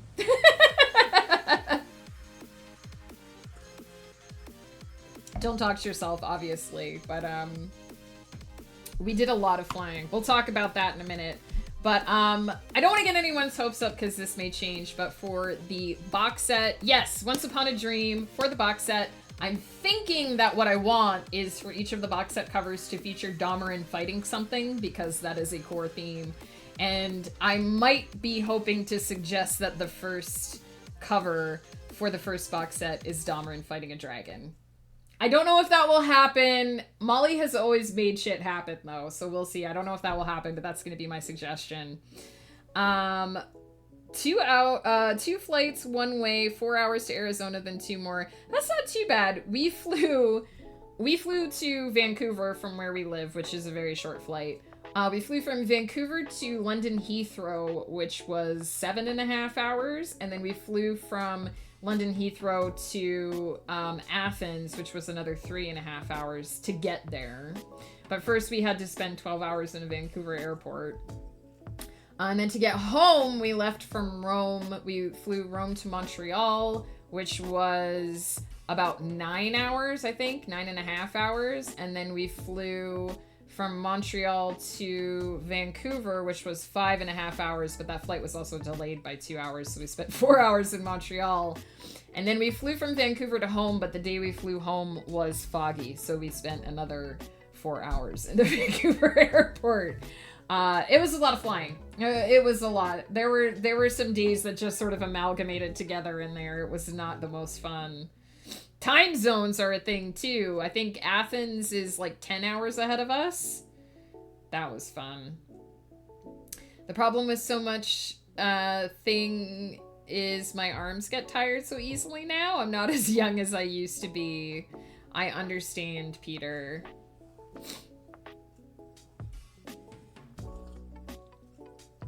It was worth it though. For everything, so much. I thought maybe you meant flying. It was worth it though. Everything we saw made it worth it. But yeah, so this is coming out before we get to the trip, because we're not going to stop talking about the trip, but this is coming out, this book specifically is coming out in February. In June, we will have Key to All Doors. In October, we will have Heart of the Kingdom. And then in December, those 3 books will be put together into the box set Once Upon a Dream. I say this now because you can choose to buy them individually as small books and read them throughout the year as they come out. Or if you're a binge reader and you just want it all in one go, if you want a big coffee table version of the book, there will be a box set in December. You can wait and just grab it all in one go. And just read it in one block chunk. If you want to get digital versions of the small books and a paperback version of the big book, that's up to you. If you prefer to have smaller books on your shelf, you can have the small versions. If you prefer to have less room taken up on your shelf and you want the big books and you want to wait for those, that's fine. I'm not offended. Read them however you want. But I want y'all to know that that's how I publish them, so you have that heads up, right?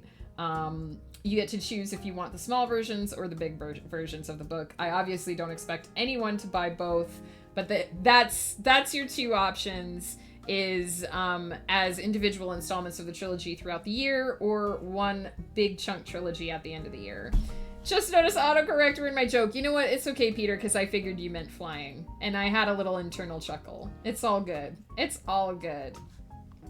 So the other 2 things, because I said I do 5 books in one box set every year, the other 2 things that will be coming out this year are the next 2 installments of the Everyone's Child series. So in April, I have to calculate the months in my years, the months in my head, the months in my ears.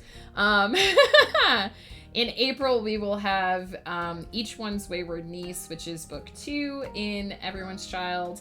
And in August, we will have No One's Beloved Sister, which is currently in progress, the 3rd book of Everyone's Child. That is my publishing schedule for the year. Starting in February, every other month you get a new release from me. I'm going to try to be better about doing cover reveals on stream and building up hype and letting you guys know what's happening instead of just being like, oh yeah, afterthought, I put out a book last week. The months in your head. I love that song, Peter. Hang on, let me take off my blanket because I'm actually very warm right now. So I don't have very much shop talk left to do unless there's something specific you guys want to ask about or hear about. I will happily regale you with tales of our trip for the rest of the stream. But a couple more things, not really announcements. The last thing sort of on the agenda for today is what you can expect from the channel. I felt like last year was very chaotic in terms of streaming. I don't know if I did a good job of keeping on top of streaming, and I don't know if I did a good job of developing the stream in a way that I feel enriches sort of what you guys are getting from me.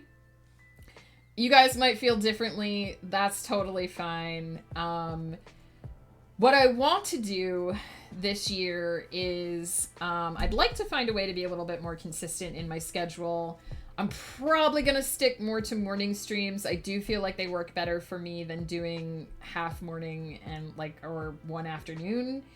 What I might try to do is use, because we haven't yet used the channel points, the big channel points goal unlock thing yet. What we might do is unlock a big stream once every 3 months or whatever, depending on how long it takes to gain up the points to unlock them.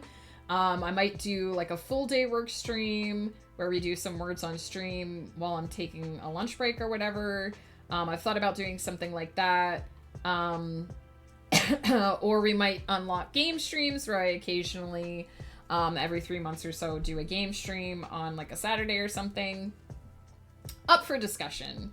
But I'd like to have a little bit more consistency. I'm thinking probably between Tuesday and Friday to have at least 3 morning streams. I probably won't ever stream on Monday. Monday is a tough day for me to stream because it's the first day of the week. It's my get my head back around what I'm doing. It's my heaviest work day. So I probably won't stream Mondays, but I would like to be a little bit more consistent in my schedule so that it's easy to find me. I'm Jenny. Thank you so much for the follow. Welcome in. So hopefully you're going to see a little bit more consistency from me. But I also am going to try not to push myself into streaming too much at times when I'm not feeling well. If I'm not feeling well, I promise I will take a break and take care of myself. I do just want to make it a little easier for you guys to know when I'm around. I want to update the layout of the stream. I have been using this layout since I started. It's beautiful. I'm very grateful for it. It was made by our very good friend Victoria. But it was also sort of a starting out stream layout while I sort of tried to discover my identity as a streamer and sort of how I wanted to present myself and my work. And I feel like I have a much more defined idea of who I am as a streamer and what face I sort of want to show as a streamer. So I am going to be looking to get a little more personalized theme. I'm probably going to lean into the Starry Sky, sort of Starborn Striker, Starry Sky visual theme. So I want to create something a little bit more visually interesting. I also want to play with the layout a little bit. I'd like to get a word tracker in there. I'm probably going to make the chat portion smaller so we can fit more stuff onto the screen. I'm thinking of having like a project tracker, stuff like that.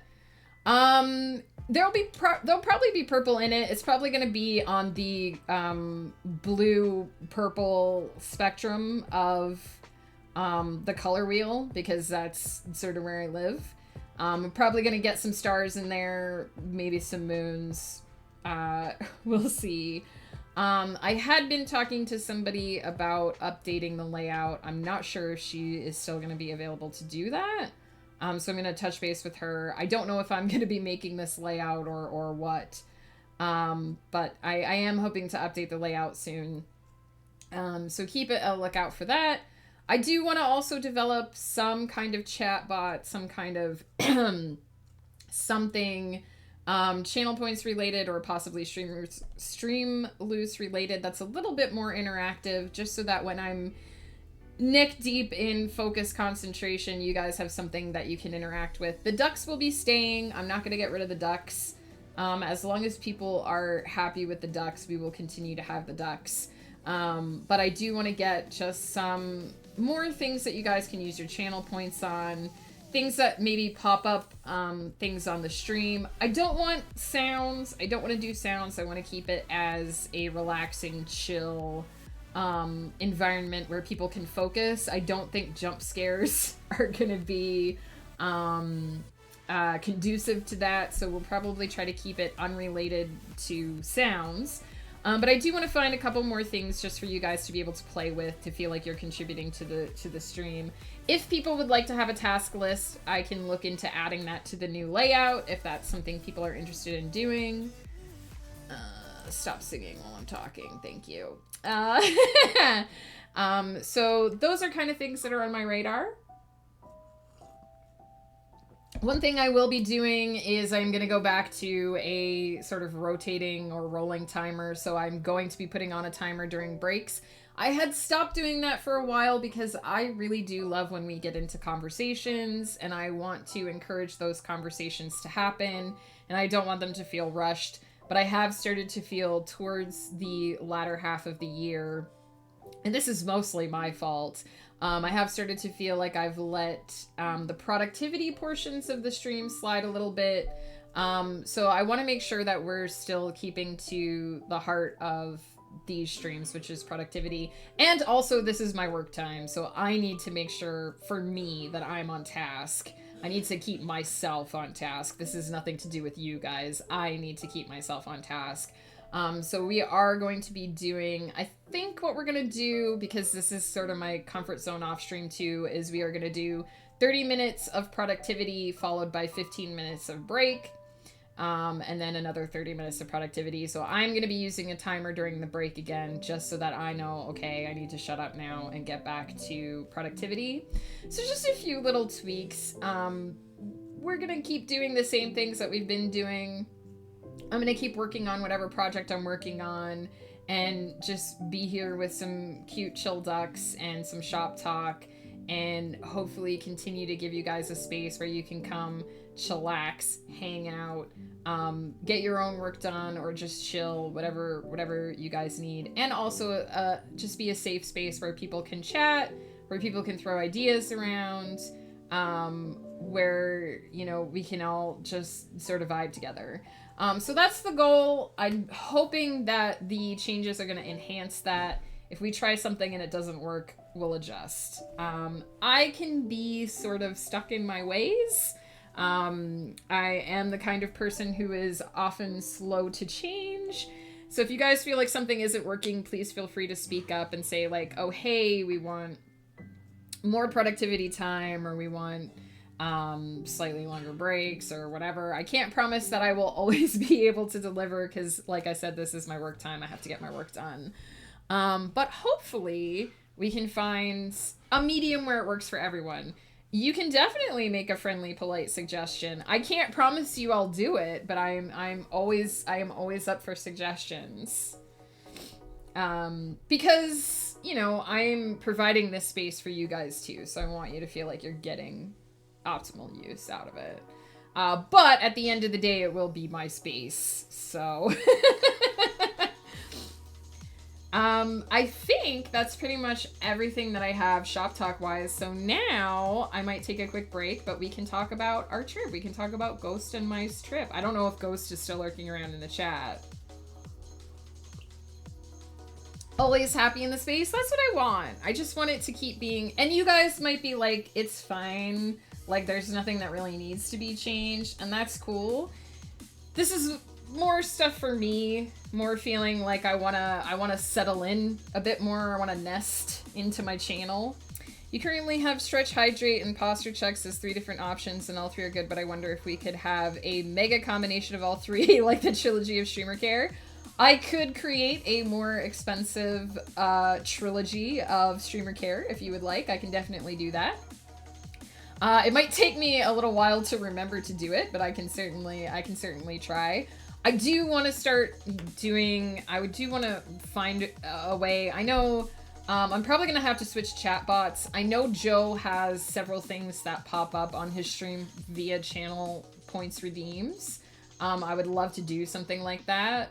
I don't think we'll go full Tangia because I don't know that text-to-speech really works on a productivity stream, unfortunately, but I am gonna try and do some chatbot related things. I just need some patience because I need to learn how to do all that stuff.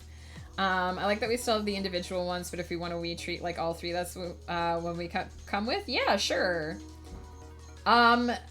I can put a snack redeem in there. I don't eat while I am working, so I probably won't snack myself. But I could certainly put a snack redeem in there to remind everybody to snack if they're hungry. I'm a little bit strict with myself about snacks. That's a personal thing, but we could still have a snack redeem. We can find some way to make that work. We can pretend that we're giving snacks to the ducks. For sure.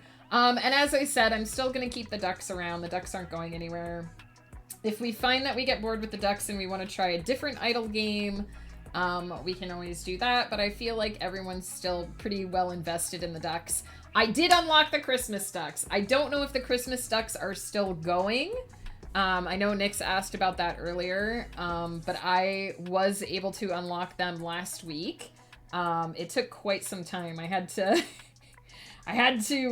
sit through quite a few duplicates before I finally got Santa Duck to spawn.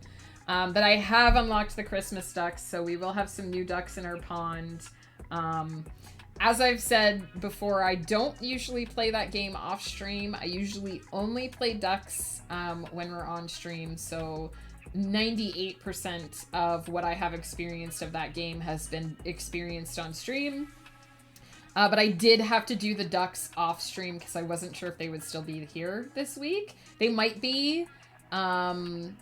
Someone else who has the game might be able to confirm if the Christmas decorations are still up. I think if the Christmas decorations are still up, you can probably still get the ducks. I haven't seen a patch to that game, but I haven't opened my Steam in like 2 days, so... but I did unlock those for us. We are going to have Christmas ducks in our pond now. I think that means that I've unlocked all of the ducks, but there might be one secret duck that we haven't gotten on the space map yet, because we haven't unlocked the computer in the flinging room. That's the only part of the game that we haven't really figured out yet. Also, the crazy ARG. We haven't figured that out yet, but who knows when someone will figure that out. So, I am going to take a quick break. The cover will disappear while I'm on break, but it will come back. I'm just going to leave this view up for the rest of stream so you guys can see the beautiful cover. And I can, of course, go post it in the Discord after for anyone who missed the stream. Please get up, move around, stretch, grab a drink, and think of what you want to know about my trip. Mine and Ghost's trip over Christmas, because I'll talk about that when we come back. I'll talk about the part that wasn't 36 hours of travel, and answer whatever questions you guys have. So I will see you in...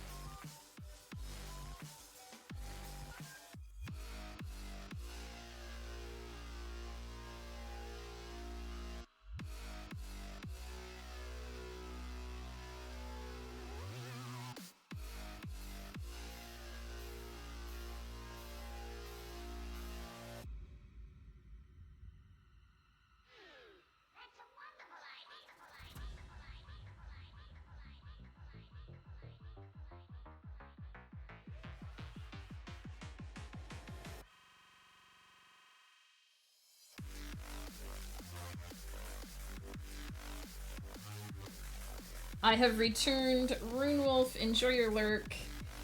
Did we take a gondola? Well, we did not go to any places where there were gondolas, so no. But my in-laws did, when they were in Venice, do a gondola. So we didn't get to. We were not, sadly, in that area. So I think I mentioned our ports earlier. We went to, you were on a cruise ship. That's a big ass gondola. Oh yeah, Peter, you had some, I want to too, AB coffee, it sounds amazing. Peter, you had asked a couple things before we left on the trip, so, was it frightening to be out in open ocean? It wasn't really. We were mostly out in open ocean at night. So we wouldn't have been able to see much land anyway. We were sailing around the Greek Isles, so there was usually some form of land close by most of the time. And when there wasn't, it didn't feel all that scary. We didn't get out until, like, the middle of the Atlantic Ocean, though. We were just in, like, the Ionian and Tyrrhenian Sea. And did the motion of the ship bother me? It didn't, actually. I was a little bit worried about that. I do get motion sickness. It didn't bother me. I think the ship was big enough that I didn't notice it too much. I found it very soothing at night. I actually, our first night back, I actually woke up in the middle of the night and I was like, why isn't my room moving anymore? Where is that gentle rocking motion to help me sleep? So it didn't bother me. And it didn't really bother me too much when we went to port either. It only bothered me, like the first full day after we got back, and we weren't on planes anymore, and there was nothing moving. That was the first day that I really felt like the lack of motion, but that was the only day that it really bugged me. What was the food like? It was amazing. The food was amazing. On the ship, they themed the meals for each day to the area that we were in, which we've actually been told is not common for most cruise ship companies. So they actually made sure that we were eating like local cultural foods. And it was all good. It was all delicious. They took very good care of us. They would not stop feeding us on the ship. When we were in Naples, we actually went to a local pizzeria so that we could, because Naples is the origin point of pizza. They invented it there. So we went to a local pizzeria and we tried classic Nepalese pizza and we tried classic Nepalese fried pizza as well. And it was delicious. It was amazing. Did you take small Christmas presents with you, or did they all stay home until you got back? We did not take any Christmas presents with us. We actually have to order our Christmas presents for the family and ship them because we haven't done that yet. But we told them from the start that we weren't going to bring anything with us. We traveled very light. We had so much flying to do that it just wasn't viable. My heart is the origin point of pizza. Fair. Pizza is amazing. The Nepalese pizza was very good.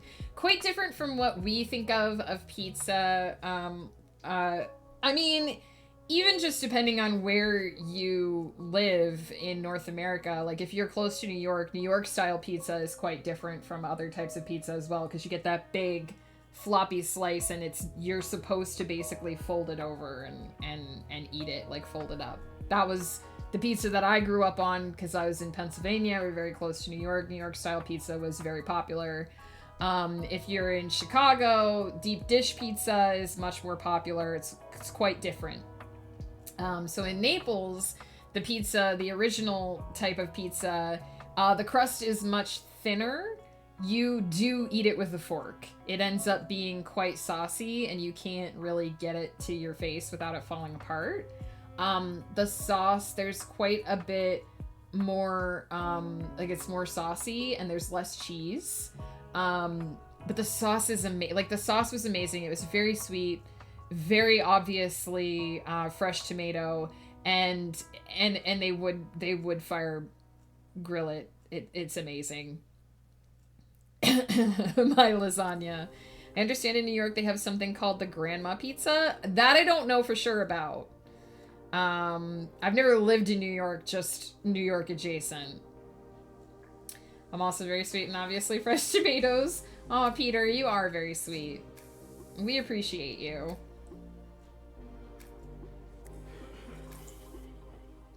So yeah. The ports I mentioned earlier, we went to Athens. We went to, Turkey. I keep saying Turkey instead of the city because I don't pronounce the port city that we went to in Turkey very well. But I think it was, Kuşadası? I apologize to everyone in Turkey for murdering, it was called Pigeon Island. For murdering the pronunciation of that. The place that we went there was Ephesus, which I'll talk about. And then we also went to Messina in Sicily and Naples on mainland Italy. We were supposed to stop in Crete, but it was Christmas Day. And unfortunately everything would have been closed, so we did not get to stop in Crete, which we're a little bit bummed about, but we saw so many things that it was just amazing. We spent 2 days at sea, Christmas Day and Boxing Day. And while we were at sea, we did see an active volcano, Mount Stromboli. It was night, so we saw like the little flare of the magma bloom. It was very cool. The fact that in Turkey they haven't named their capital city sage and onion stuffing is a tragedy. So actually our guide talked about this. In Turkey they call the country Türkiye, because they want it to sound distinctly different from turkey, the bird that you eat. So they pronounce it Türkiye. That's how they say it there. So there you go. I know that was a joke, but that was what our guide told us. What does Christmas Day look like on a cruise ship? It was very soothing and very relaxing. We just kind of chilled. They played Bago or Cornhole in the main portion of the ship, so the crew came out and played against the guests. So they would basically move ever further up the main stairwell and toss the bags down. We also had high tea that day, so we got an endless string of finger foods and crumpets and tea, which was pretty fabulous.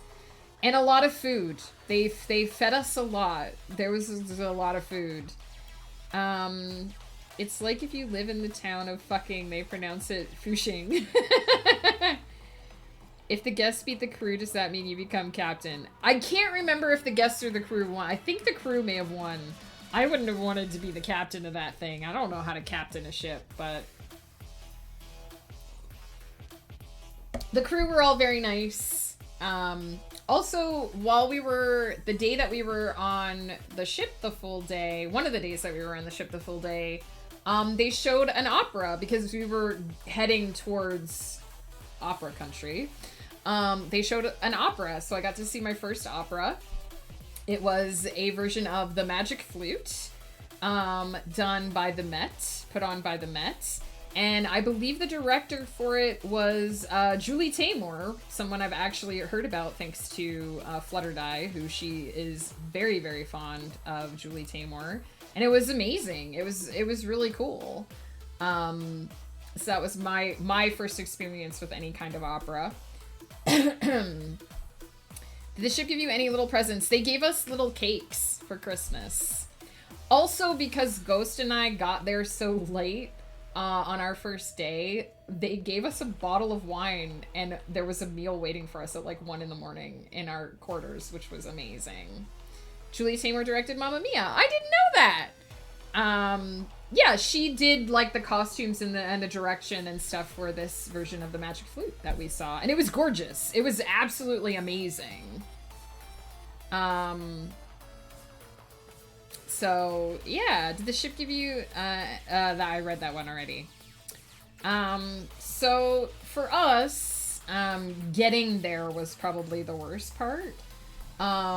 Because we we took a very early flight to Vancouver because basically the company that we were cruising with paid for our flights, but we had to get to Vancouver to get to the free airfare. So we went to Vancouver quite early in the morning, and by the time we got there, our next flight had already been delayed, so that was fun.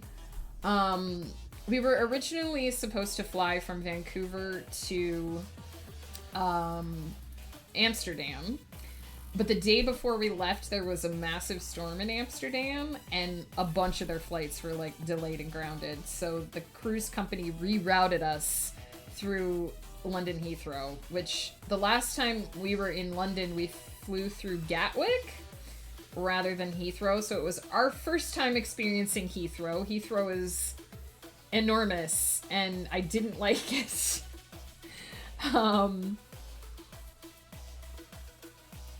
For those of you who have been in both who have not been in both European and North American airports are kind of like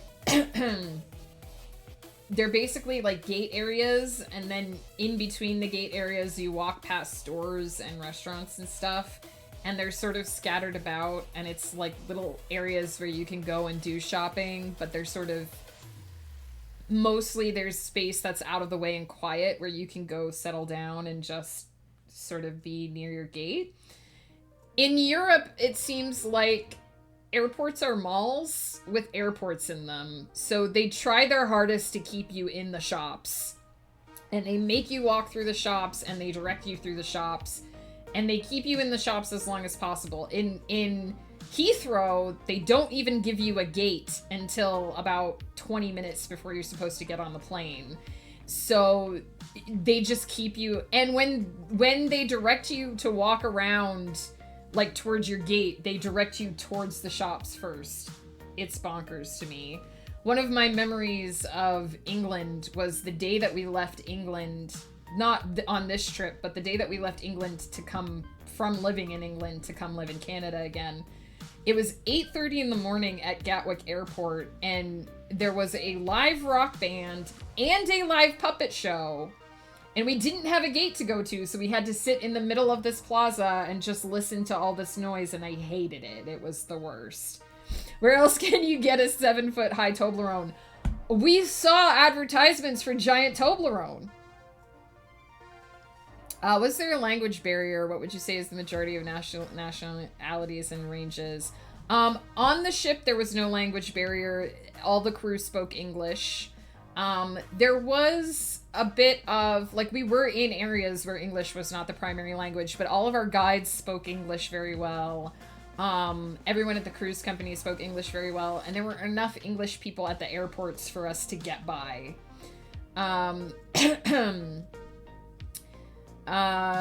Mostly the age range on the ship was older people, mostly retired, but there were some younger couples that were on, obvious, like, trips. So yeah, we got redirected through London Heathrow, so we flew, I think I mentioned this already, but we flew 7.5 hours out of Vancouver to London Heathrow. We were in Heathrow Airport for, I think, about 4 hours. You have to go through security. When you get off the plane and you go to a connecting flight at Heathrow, you have to go through security again. That was really weird to me.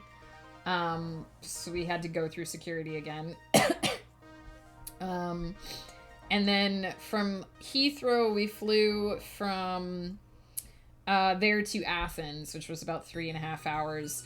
We started traveling at 4:30 in the morning on a Thursday. We arrived at our destination at basically midnight on the next Friday. So theoretically 48 hours later, but minus 9 hours because time zones. It was very complicated.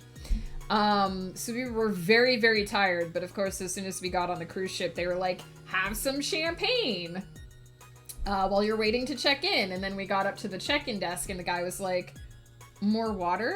Champagne? And we were like, no water. And he's like, champagne? And we were like, you've champagned us, we're good. But they took very, very good care of us on the cruise ship. Every time we would go to the restaurant and try to order like a light meal, they would be like, okay, I'll bring you extra. So just, there was no shortage of food, no shortage of coffee, no shortage of wine. We drank a lot of wine at dinner. We drank a lot of cocktails in between. Our first day, our first full day on the ship, we were in Athens, which was like our sort of port of origin. And we did a bus tour of Athens, and then we visited the local museum. So we got to see like what they have preserved at the main museum in Athens. And we got to see some really cool things like the Parthenon. We didn't get to go into the Parthenon. We didn't get to see it up close, but we saw it from the base of the Acropolis Hill, which was pretty impressive. It was still pretty impressive. We saw the stadium where they did the first modern day Olympics. And if you sort of walk to the edge of the sidewalk from there and look up and to the left, you can see the Parthenon over the city from there. So that was pretty cool.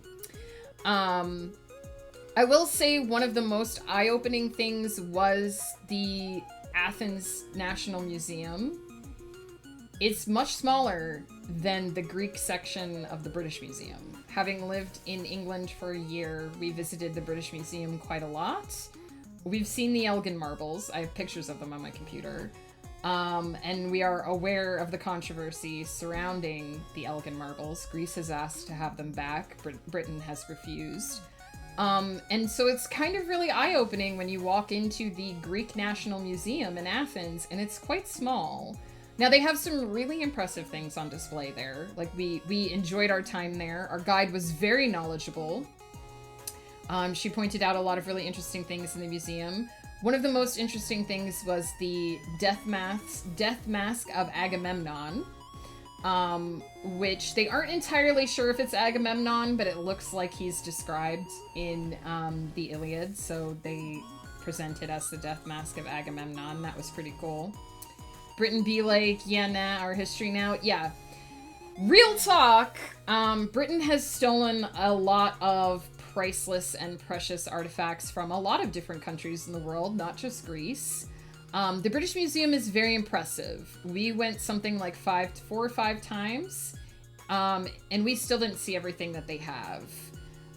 We did on, I believe it was our second trip there, we spent a great deal of time in the Greek and Roman section, and we walked through, we spent time in the portion of the museum that is dedicated to the Elgin marbles. It is, and I think it's important to acknowledge that this is a thing in the modern world, that, you know, Britain has taken pieces of history from other places under the guise of preserving it, but the Greeks have built museums to put this stuff in. They are restoring the Parthenon. They want that part of their history back, and Britain has said no. So it was very eye-opening to me to see how little the Greeks have left of their culture to put on display themselves, because it's been farmed out. Like, even, like, there's a Greek section in the ROM, too, in Canada. Like, we also, in Canada, have a portion of Greek history that may or may not have been given to us legitimately. And so while I can see how having bits and pieces in museums scattered throughout the world is valuable, if the Greeks want those portions of their history back, they do have a right to that. Greece should build a shit Britain stole from us museum with just photos of things they stole. I mean, they really have. It's really awful when a country is like, hey, you know that thing you stole when you owned us? Well, you don't own us anymore. Can we have our shit back? Yeah. And the thing is, the Elgin marbles in particular, I know Greece has asked to have them back. They are rebuilding the Parthenon, brick by brick, bit by bit. They are replacing the pieces that have been damaged, and they want the Elgin marbles back. They have said that they do.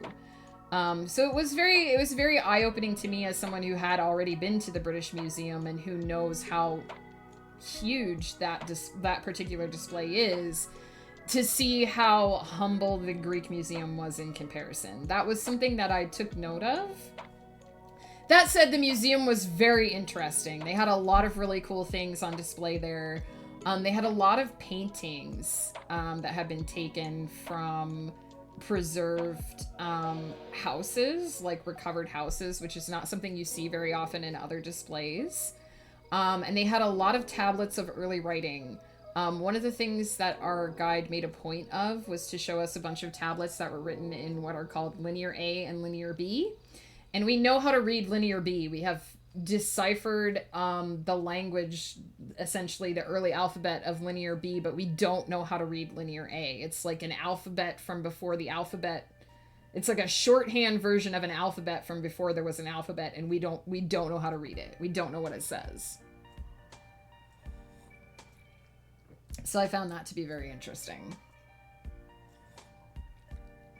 And it was very, very cool to see the Parthenon. We didn't get to see it up close, but we did see it from the base of the Acropolis Hill, so at several different locations driving through the city. They actually apparently are not allowed to build higher than, I think it was 8 stories in Athens, in part to preserve the view of the Acropolis and the Parthenon, or so they say. So that was very interesting. And we saw the remains of the Temple of Zeus. So there were 2 massive statues in early Greece that were larger than life, 10 feet tall. One of them was Athena, which would have been in the Parthenon, and one of them was of Zeus, which would have been in the Temple of Zeus. And so the Parthenon is sort of up on the Acropolis, and the Temple of Zeus is sort of down in the main portion of the city. And depending on where you are in the city looking at them, you can see the Temple of Zeus, and then you can see the Parthenon above. Very cool. The Temple of Zeus only has, I think, 3 or 4 columns left. There's not much of it. It didn't survive. Sadly, there are a lot of ancient ruins that didn't survive. But it was very cool. Did you see anything that you've written about with one of your characters or in one of your books, and how do they differ from what you wrote before you'd seen it? I saw, like, mythological, like, things that were the sites of mythology. For example, we did see the place where Scylla and Charybdis,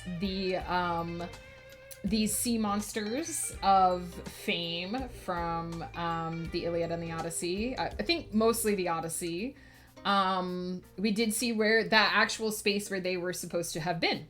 And we know why they were said to have existed is because where the Ionian and Tyrrhenian Sea meet, they create a lot of whirlpools. And so the whirlpools were represented by Charybdis, one of the monsters, and Scylla, the one with the long necks, represented the shoal, the shore. And so it was very, very dangerous to sail through in Greek times. And we saw that, and that was really cool. I geeked out about that a bit. That was in Sicily, in Messina. But it was just very cool to see ruins of those wonders. Our guide also explained a lot of really cool things. One of the things that she did was go into the etymology of the Acropolis and the Parthenon. So the Acropolis is where the Parthenon is built. The Acropolis is the hill. And it means essentially high city. Acro meaning high and polis meaning city. The Acropolis is a high city, and the Parthenon is the temple to Athena. Parthos, as she explained, means virginal. So it is specifically the temple to the Virgin Athena, the patron of the city. And that is why she was in the high place instead of Zeus. It was very cool. That was Athens. That was our first day. The second day, we were in Turkey, in Kuşadası, which I'm probably saying horribly wrong. It translates to Pigeon Island. And that is where we saw the ancient city of Ephesus. Ephesus was originally a Greek city, later became a Roman city. It was a very important seaport for a while. But the river that they were built on was silted up by their practices in the area, and it kept pushing the sea further and further away from them. So they actually kept moving the city. I think our guide said they moved the city 3 times before they finally gave up and abandoned it because they couldn't be a seaport anymore. It's quite extensive. They are still excavating there, and they have been excavating there on and off for pretty much a century. Almost nonstop for a century. I think they paused during one of the wars. It's amazing. There is a active drainage system in Ephesus that still works. When it rains, the streets remain clear. And we got to walk on marble streets. And someone was walking around in, like, 8-inch heels on slick marble. That was a bad choice. But it was very cool. We got to see bits and pieces of the city. There was a huge library. Probably the highlight of Ephesus was the library. Massive 3-story face of a library. In fairness, I'd give up as well after 3 times and be like, nah, I'm good, just flood me. Well, no, the sea was moving away from the city. It was doing the opposite of flooding. It was drying up and moving away. So they were being moved further and further away from the sea. They wanted to be a port, but they were getting dry. Let me see if,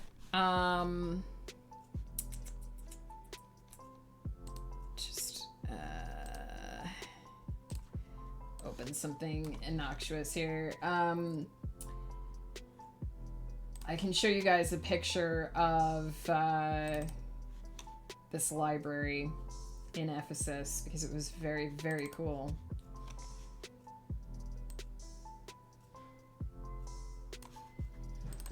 Just for proof, the Parthenon from the bus.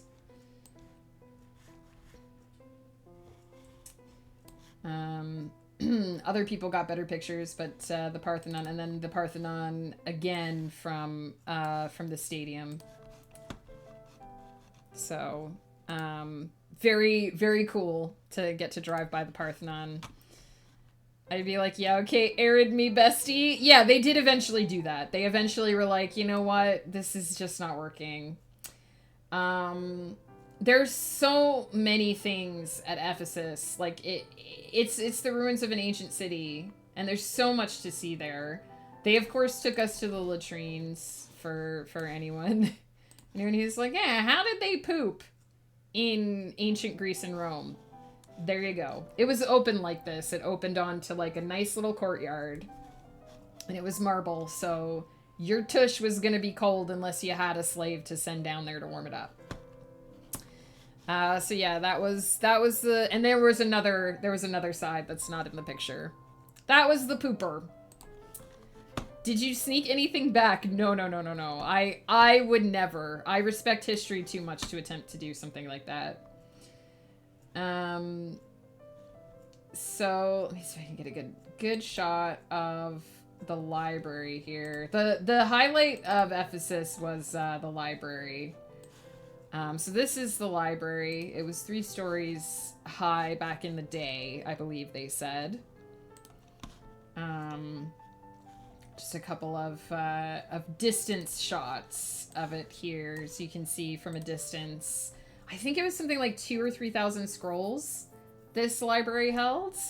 You can't sit next to your bestie and high five while making poopies. Or you can. Yes, you could. Back in the day, you could. So this is the library. And I do have some close-up shots of it. Very detailed. Like, a lot of the details survived. So this is at the base of the stairs looking up. At that same library. And then I took some detail shots. Somewhere I have a shot. I can never seem to find this. I have a shot of the roof. Somewhere, which is very cool.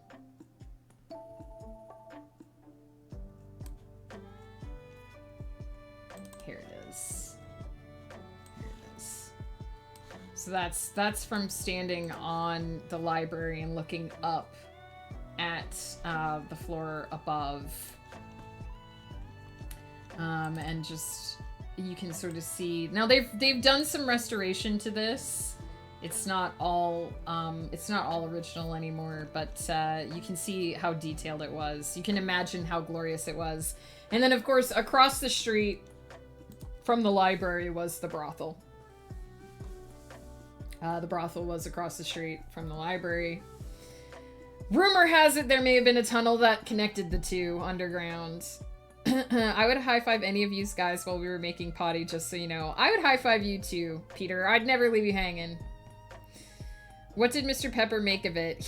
The library was his highlight. He did say after that that the library was the part that he found the most impressive. The other thing that we really enjoyed about Ephesus was that they did have an amphitheater, and we were able to actually climb up into the amphitheater. So there's a fence here. I don't know if you can see my mouse. There's a fence here. So we couldn't get up into this part, but we were able to get up to here, essentially. And so he and I climbed up there and took some pictures looking down, and it was very cool. It was very, very cool. So this is us looking down from the amphitheater. Cover looks great. Thank you, Tal. Also, hey, how are you? These are obviously photos from our trip, but yes, Molly Phipps did this. She's amazing. I love it so much. So yeah, this was us looking down from the amphitheater, and it was really cool to like sit there and imagine a bunch of people packed into the stands under, you know, the moonlight in candlelight waiting for a play to happen. It was super cool. I would have loved that. And over here, you can't quite see it, but when we got over into that section, they did a little play for us. So they actually did the Procession of Cleopatra, because Cleopatra did live in Ephesus for a while. Her sister actually died there. She was poisoned. And later, when they identified that she was poisoned, they named the poison after her, and that poison is called arsenic.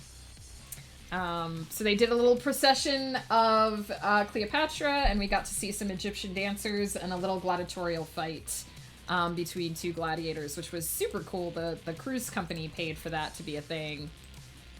I'd love to go to an amphitheater and be like, hello, Rome. It would be pretty cool. There was that one place you said you can get into. Crete. We did not go to Crete because it was Christmas Day, so everything was closed. So they didn't take us into the port because there wouldn't have been anything to do. We just kept sailing that day instead. We were supposed to go see an ancient city there as well, but it just didn't work out because of the timing of the trip. But we got a credit from the company that paid for all the booze we drank, so it's not that we didn't get anything for not going that day. I love a high quality cover. The trip looks awesome. Yes, the cover is amazing. The trip was amazing. We saw so many ruins. Ephesus is hard to put into words because there was so much there. We saw so much that day. And a lot of it was little pieces that they've sort of excavated and just sort of set up along the side of the streets because they haven't had time to reconstruct it yet. And they're still digging there. There's actually, I have a picture of a little sort of dome area where they are currently excavating where rich people lived. Here's another really good picture of a mosaic floor near the area where they are currently excavating. So they're still excavating in Ephesus. There's still a lot to find there. It was very cool. It was I think it was the 4th largest city at one point in the ancient world, which is pretty impressive. We love a queen with a big ass. Slay, Cleo, slay. It was pretty cool. Did you guys have Christmas decorations on the ship? We had garland and trees everywhere. Yes, they had trees up and stuff. They didn't have as many, like, they didn't have Christmas lights everywhere, but they did have a bunch of Christmas trees up and wreaths and stuff. Mostly inside. They didn't put up a lot of decorations outside for obvious reasons. But they did have a lot. The big main atrium area was, this song is annoying me, I'm gonna skip it, sorry. The big main atrium area was very decorated for Christmas, for sure. My mother-in-law took pictures of that stuff. I didn't take pictures of everything because there were 5 of us with cameras. So currently I only have my pictures, but there are other pictures that other people took that we will get eventually. Also, they had, Ghost Pepper's parents had better cameras than I did, so some of the things that were like detail shots, I waited for them to take pictures with the actual camera. The lady writes, hello, hello. How's it going? How is it going? Nice to see you.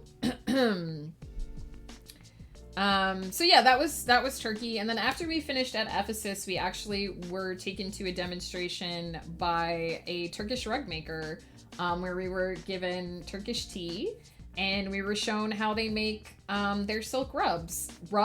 Their silk rugs with a G. Very famous, very expensive silk rugs come out of Turkey. In Turkey, they actually, in many places where they make silk rugs, they only knot the threads once. In Turkey, they knot them twice. It makes them much stronger. So we actually got to see how they spin the silk from the silkworm cocoons. And then they showed us how they soak it so that it goes from being coarse to soft. And then one of the rug makers actually did she sat down at her rug and she showed us how she makes the rug, how she actually knots it. And she does it so fast. It's amazing.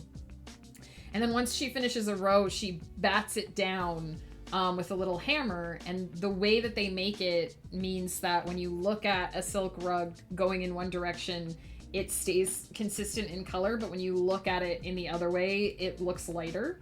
And that's because of the nap, because of how they make it. Cheers, Peter, for the hydrate.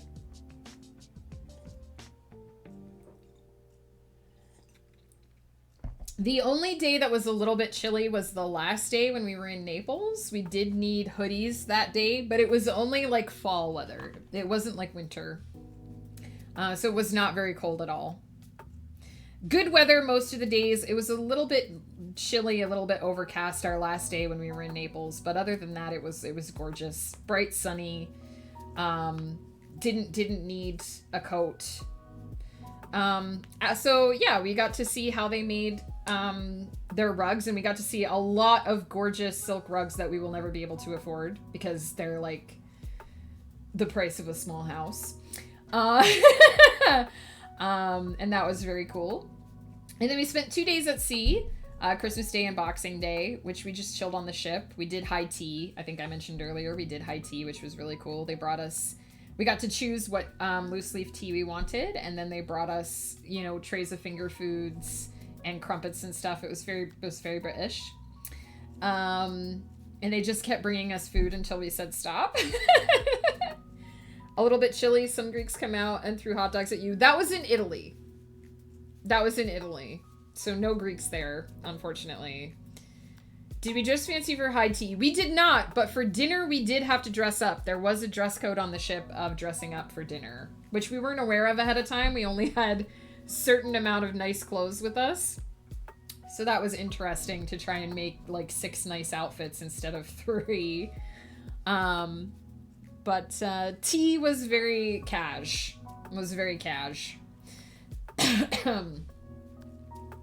But they did call it high tea. And then the last 2 stops were Messina in Sicily and Naples on the mainland of Italy. In Messina, we did another bus tour. And we saw very famous clock tower, very cool clock tower. I don't know that I ever got a really, really good picture of the clock tower. But at noon, this clock tower does this fantastic presentation, and we got to see all the pieces of the clock tower move. So the lion roars, the cock crows, the church rises up out of the sand. It's pretty impressive. So we saw that while we were in Sicily. We got to try some pastry as well, some Sicilian and then later some Nepalese pastry. So you can see here that my camera doesn't have very good zoom, but this is the clock tower. Very cool. Lots of moving pieces to the clock tower. It takes about 8 to 10 minutes to do the whole presentation at noon, so it was pretty cool to get to see that. High tea implies the existence of low tea. I think low tea is what I just do at my house. Did Mr. Pepper rock a tux and be all James Bond? No, it wasn't that fancy. It was like business casual. Were you home for the new year? Yes. We were home for the New Year, but we were massively jet lagged. So we did Barbenheimer actually on New Year's Eve. We watched Barbie and then we watched Oppenheimer. The Barbenheimer combination. And that was our New Year's. And then we passed out promptly at 12:15 because we were massively jet lagged.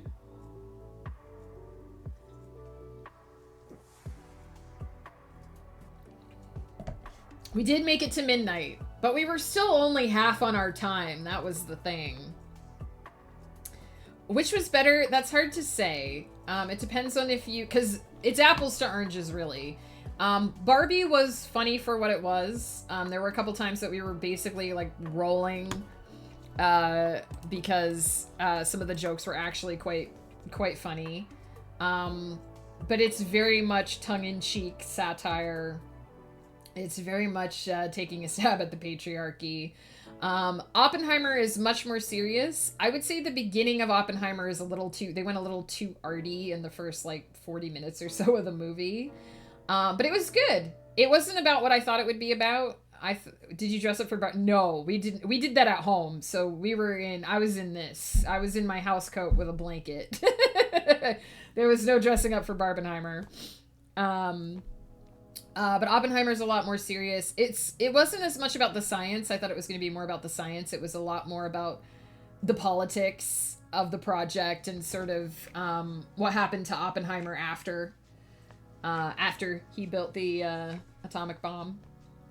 It was very interesting. A lot of really good actors in that movie. Freaking Robert Downey Jr., Kenneth Branagh, like Matt Damon. I can't even name all of them because I've probably forgotten them because there's like 50 characters in that movie. We liked them both. Oppenheimer definitely hits harder, I think, and sticks around longer. But they were both good. But it depends too. If you're not in the mood for Barbie, then you're not gonna like it. You have to be in a very specific mood to like Barbie. What time did you fall asleep on New Year's, AB Coffee? We also had mead. We were drinking mead on New Year's Eve, so I don't know. Maybe that helped. I was going to do Barbenheimer in the cinema, but then Victoria pointed out that Oppenheimer was like 3 hours. It is like 3 hours long, and was like, are you sure you want to do this just for the meme? Yeah, that's why we did it at home. We waited until we could stream them both. And take potty breaks. And we made popcorn during Oppenheimer. It was delightful. But we definitely took breaks. We definitely did not sit for an hour and a half through Barbie and then 3 hours through Oppenheimer with only like a hop in between cinemas for a break. Exiled Faye, thank you so much for hanging out. Enjoy your nap. I will probably be wrapping up here soon because I gotta go eat lunch and actually do some work this afternoon. I gotta go actually be productive this afternoon. But I hope you enjoyed the stream. Thank you so much for hanging out. And thank you again for starting that hype train earlier in the stream. Appreciate. Thank you. I hate saying thank you because I didn't actually make it, but it's a gorgeous cover. I appreciate your love of it. I can't wait for you guys to actually get to have the book as well. Although Exiled Fae is one of my late betas, so they know what to expect from this particular book. But yeah, so the last place that I should talk about before I go, because it was very impressive and important, was Pompeii. In Naples, we went to Pompeii, and that was actually the highlight of the trip. That was like one of the main reasons why we wanted to go on this trip, was because we wanted to go see Pompeii. And it's amazing. The sunrise from the ship the last day looked like, hang on, let me find it. I'm in the Pompeii pictures here. The sunrise over the ship looked like this on our last day in Naples. This is what we woke up to. Outside. This is not Vesuvius, by the way. This is not Vesuvius. The sun did not rise over Vesuvius, but this set the tone for the day. It's gorgeous. Now Mr. Pepper and become Snacks, the destroyer of treats. Exactly. Yeah. So this was our last day on the ship. This was Naples. It was gorgeous. You could see Vesuvius from the ship. Ghost Pepper did take a picture of it. But again, my camera isn't very good for distance shots, so I don't know if I have any pictures specifically of Vesuvius. You'll know it's Vesuvius if you see it in the background because it's like tiered. It's like a two-step mountain. Because it actually has changed from what it looked like in ancient days, because it has actually erupted since then. It erupted during, I believe, World War II as well. So I do not think I have a picture of Vesuvius, unfortunately, but I know that Ghost Pepper does. I know that other people took pictures of Vesuvius. Want to go on a cruise so bad, but I'm also terrified of heights. I mean, I think it depends on what, like, shore excursions you pick. I will say we didn't actually, like, go up the mountain or anything for this. Pompeii, it was very much, like, the approach to it and where we were was actually quite flat. You could just see the mountain in the distance. There was a shore excursion in Ephesus where you could, or not, it wasn't Ephesus, it was in Sicily where you could actually scale the side of an active volcano. We did not do that. We didn't do that. And by proxy, deep water. Ah, I see. We were just, I kind of said this earlier, I don't think you were here for this part, but we didn't get out into like the deep part of the ocean. We were quite close to shore. We were sailing in and around the Greek Isles. Still probably some quite deep water there. But we weren't like out in the middle of nowhere in the middle of the ocean, which I think helped. Then people would be like, yo, that guy's licking Vesuvius. I'd go and lick Vesuvius. Vesuvius is still active, by the way. People think that Vesuvius has gone to sleep. It has not. It is still an active volcano. Did you feel high up on the cruise ship? No, not really. I mean, even from the top deck, it was only 8 decks though. So maybe that's why. I did, when we were in Sicily, I did buy this, which is made from lava rock. Not these two beads here, but the rest of this is, you can't quite see it very well. I don't know if I hold my hand in front of it, if it will focus a little better, but this is a quite porous rock. And this is lava rock. This is actually made from rock formed by the lava of the active volcanoes in and around Sicily. I did not realize there were so many active volcanoes in Italy. Vesuvius is still active. We also passed Mount Etna, which we didn't catch, which is also currently active, and Mount Stromboli, which we did see and take pictures of, which is also currently active. So Mount Etna and Mount Stromboli actually spewing lava at the moment. So still fathoms from the ocean floor. True. But you might be okay with something that's like closer to the shore versus like, we didn't do a like transatlantic thing. I think I would be a lot more nervous if we were at like in the middle of the ocean for like 6 days versus we're skirting the shoreline of the Greek Isles for 2. If it helps, the ridges on your finger are deeper in comparison to the deep ocean versus Mount Everest, so cosmically it's not so bad? I've not heard that before. Very interesting. Stromboli is a food, yeah. And also a volcano. You're correct, Peter. So yeah, we saw Pompeii. Some interesting facts that first of all, our favorite guide was our Pompeii guide.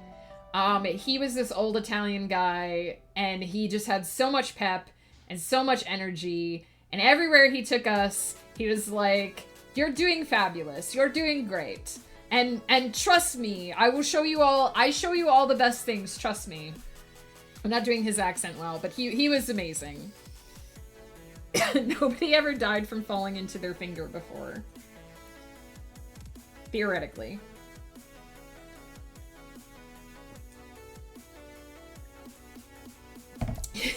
human existence is still young. Someone's gonna find a way to die from finger decapitation. So a couple of interesting things that our guide told us about this. This music is highly inappropriate for this subject. A couple of interesting things that our guide did tell us about Pompeii. The type of explosion was called a, I think it's called a Plinian explosion? Hang on, let me look it up.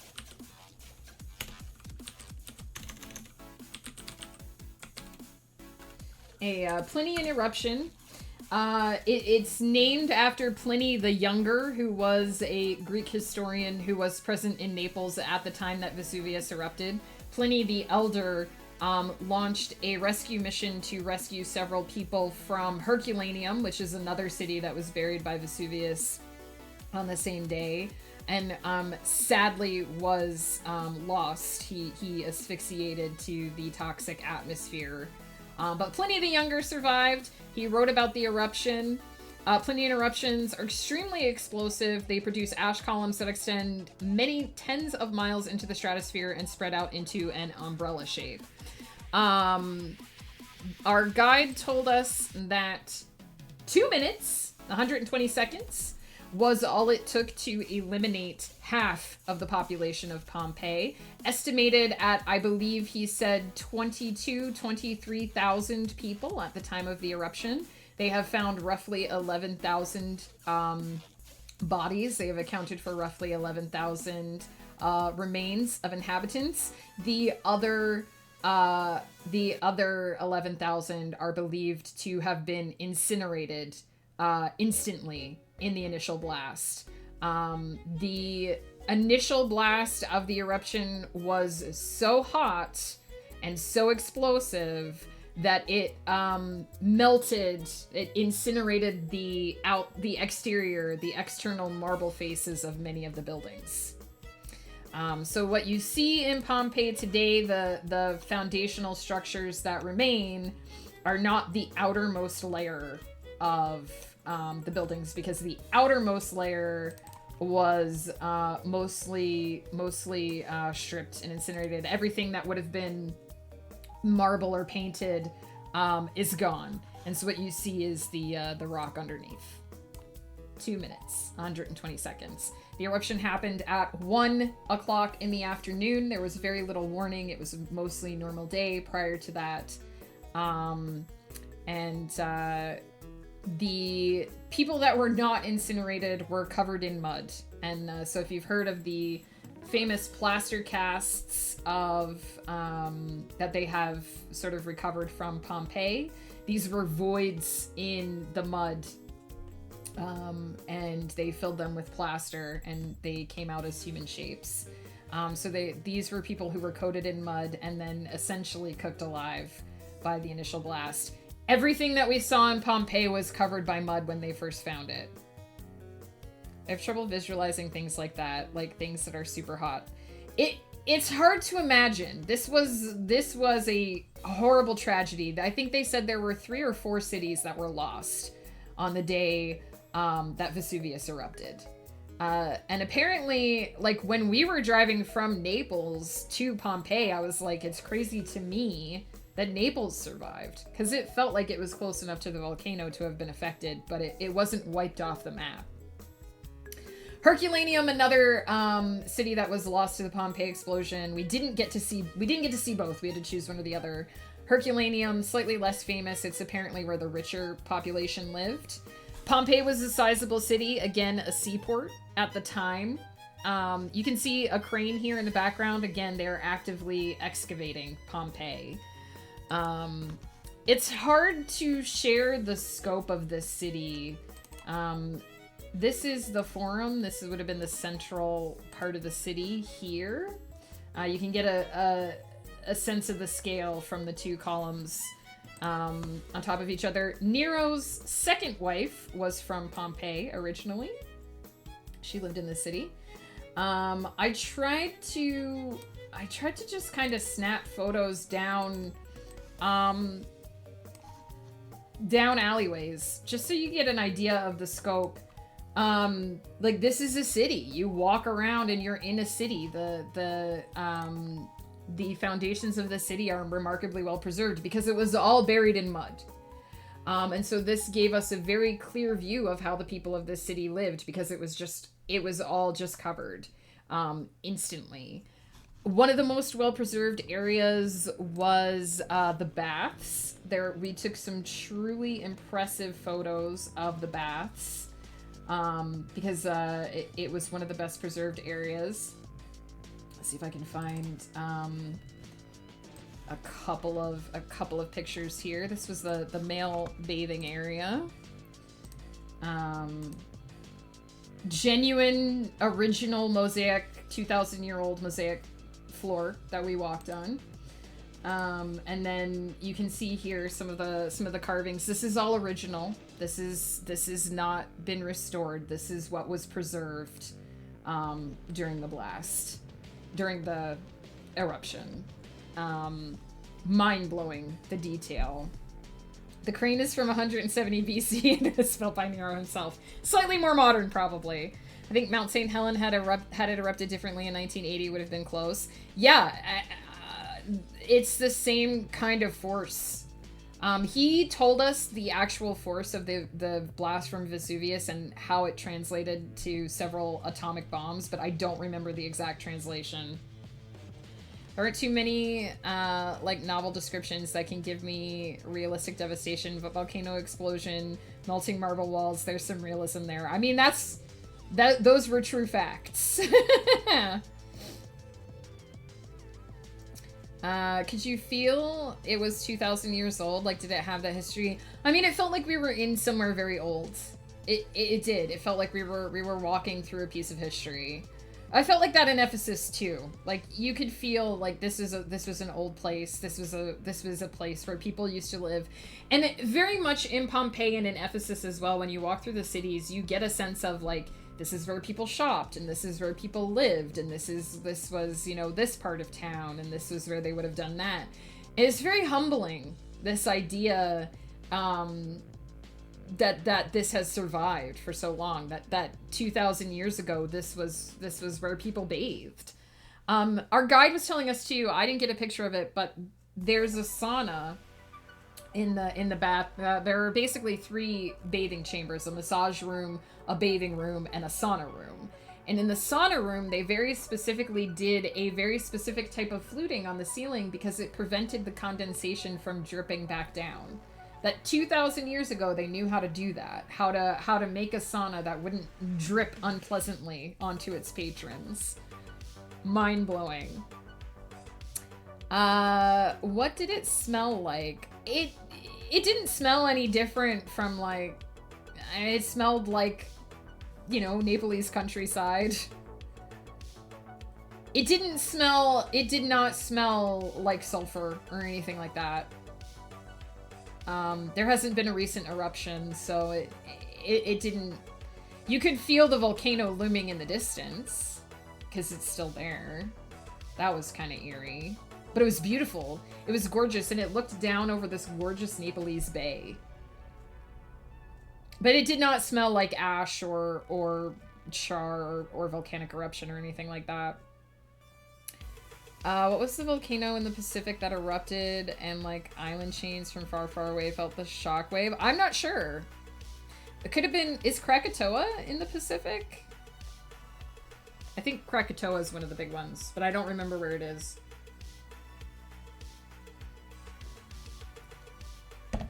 Is Krakatoa the Hawaiian one? Am I thinking of Hawaii? No, Krakatoa is in Indonesia.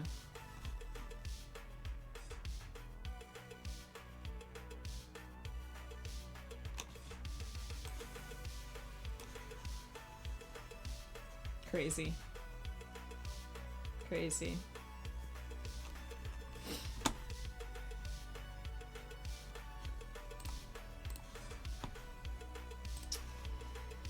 I'd be great at being a volcano, just sitting in the background, like, is it today? Watch yourself, humans, you never know. Being a massive tease to people, maybe I put out some smoke some days, other days I might rumble, other days nothing. It depends on what kind of volcano, too. In Sicily, they like their active volcano because it puts a lot of nutrients into the soil, and it doesn't do the explosive type of eruption, so it's not dangerous to them. But yeah, so the other really cool thing that I have to be very careful about showing pictures about was that we went to the villa of some very wealthy wine sellers who lived in Pompeii. I have to be very careful about what I show because some of the paintings in this villa were erotic. There was a very impressive penis from a fertility god right inside the door. I can't show it because of Twitch TOS. But they basically, these gentlemen allowed their slaves to run a brothel out of part of their house, which apparently wasn't all that uncommon back in that time. And so some of the paintings in this villa were erotic. So I will endeavor not to show those on stream, but there were a lot of paintings preserved. It's actually quite hard to show any of these paintings because even the ones that aren't erotic, the dudes are naked. Because that was how they did it back then. So just trying to find a bit of preserved painting that does not have any very obvious very obvious groin bits in it. But a lot of this house had a lot of the painting preserved. This was probably the most mind-blowing thing for me was walking through. I can probably get away with this one because the Pinot is quite far away from the camera. This building was quite well preserved, and you were basically walking through a person's house. You could see how it was painted. These paintings, again, all original preserved paintings. And much of the house was covered in paintings of this quality and color. And you can see the sections that were sleeping quarters, the sections that were slave quarters, and then there was a big open courtyard, which I also have to be careful about showing because there was a penis sculpture in it.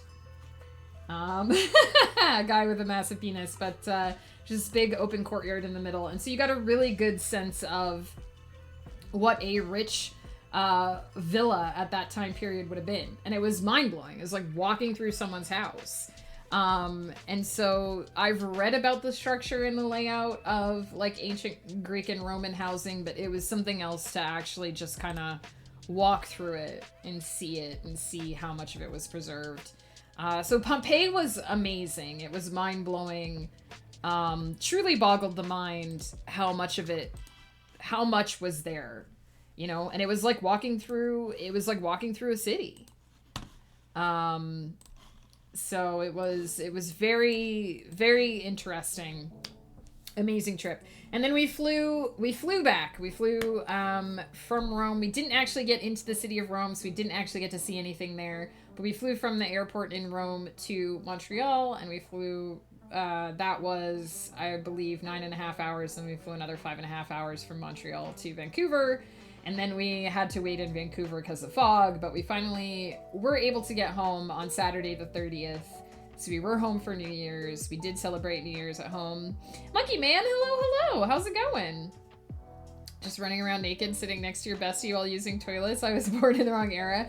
I don't know if they ran around naked, but they certainly painted people in the nude, for sure. I want my autobiography to be called There Was a Very Impressive Penis. That was how our guide put it. He's like, we're going to go into a villa now, and you're going to get to see a very special penis. That was how he said it. And apparently until 1970, women were actually not allowed to go into that part of Pompeii because of all the nudity and penises and stuff.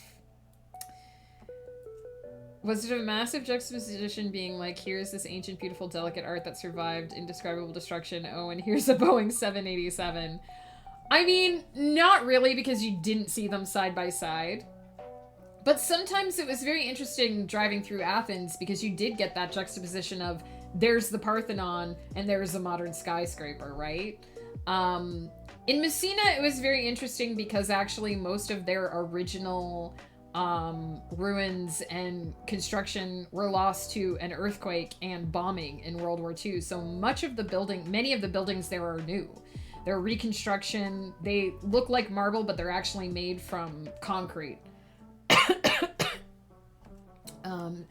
But it is very interesting to see that juxtaposition of here's ancient history and here's something modern. Cheers, Peter. Thanks for the hydrate. I had to do a double. So that is pretty much it for me. I'm probably going to wrap up here in a few minutes because I got to go eat lunch and, like I said, do some actual productivity today. But if anyone has any other quick questions about the trip that I didn't cover that you'd like to ask, let me know. I assume that we'll be talking about the trip on and off throughout upcoming streams. So if there was something that you missed and you want to hear it, I'll be repeating myself several times, I'm sure. Is it the people's favorite salad? Is what the people's favorite salad? Is what the people's favorite salad? Oh, that I'm eating for lunch? No, sadly, I ate potato salad yesterday, and I will eat potato salad tomorrow, but today is vegetable day. But Peter, that means tomorrow is potato salad day. So, for me, if you guys are wondering, I will be back tomorrow again at 10 a.m. PST for an actual productivity stream. I will actually be writing tomorrow, so we will have ducks. We will have Christmas ducks unlocked. I will be working on the Aruvalia Chronicles. We'll be tip-tap typing away. And we will be timing our breaks. That will be the beta test of that, of returning to that. And then I will be back again on Thursday. We're actually going to start making the Aruvalia Chronicles map. So I need to make a map to go into this book here that you see on the side that is coming out in February. And I'm going to make the map of Aruvalia, which is a country, a kingdom, not the name of the world. We're going to be making a map of Aruvalia, and it's going to have a couple of the borders of the surrounding kingdoms in there, and it's going to be hopefully quite fabulous. So we're going to be starting that on stream on Thursday morning. If you're looking for other cool places where you can find me or things I support, tonight, Winds of Chaos. I'm not sure who's hosting, possibly Ghost Pepper. Winds of Chaos happens on Tuesdays. That is the D&D campaign that my husband Ghost Pepper runs. I think it might be on his channel tonight. Ghost Pepper. G-H-Zerost P-E-P-P-R. No E. No second D. No last D. That will be happening. There probably will not be a Dear Ephema again this week because jet lag. Jet lag was a bitch. I have not necessarily had time to get back into the swing of everything yet. I think it is Mr. Pepper's turn to,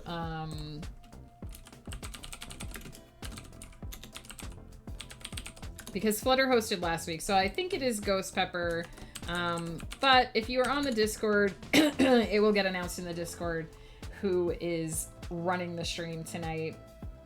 Possibly also, depending on how this week goes, I might be hanging out on Saturday night over at It's Swift's channel. But that's going to depend on some things that happen later in the week, let's say. Let's see who is about. We will look for a raid. Oops. Why are you not... There we go. That was very weird. When you try to like full screen something and it just won't do it. Let's see who is around that we can potentially raid. Oh, I haven't glanced at this screen in some time.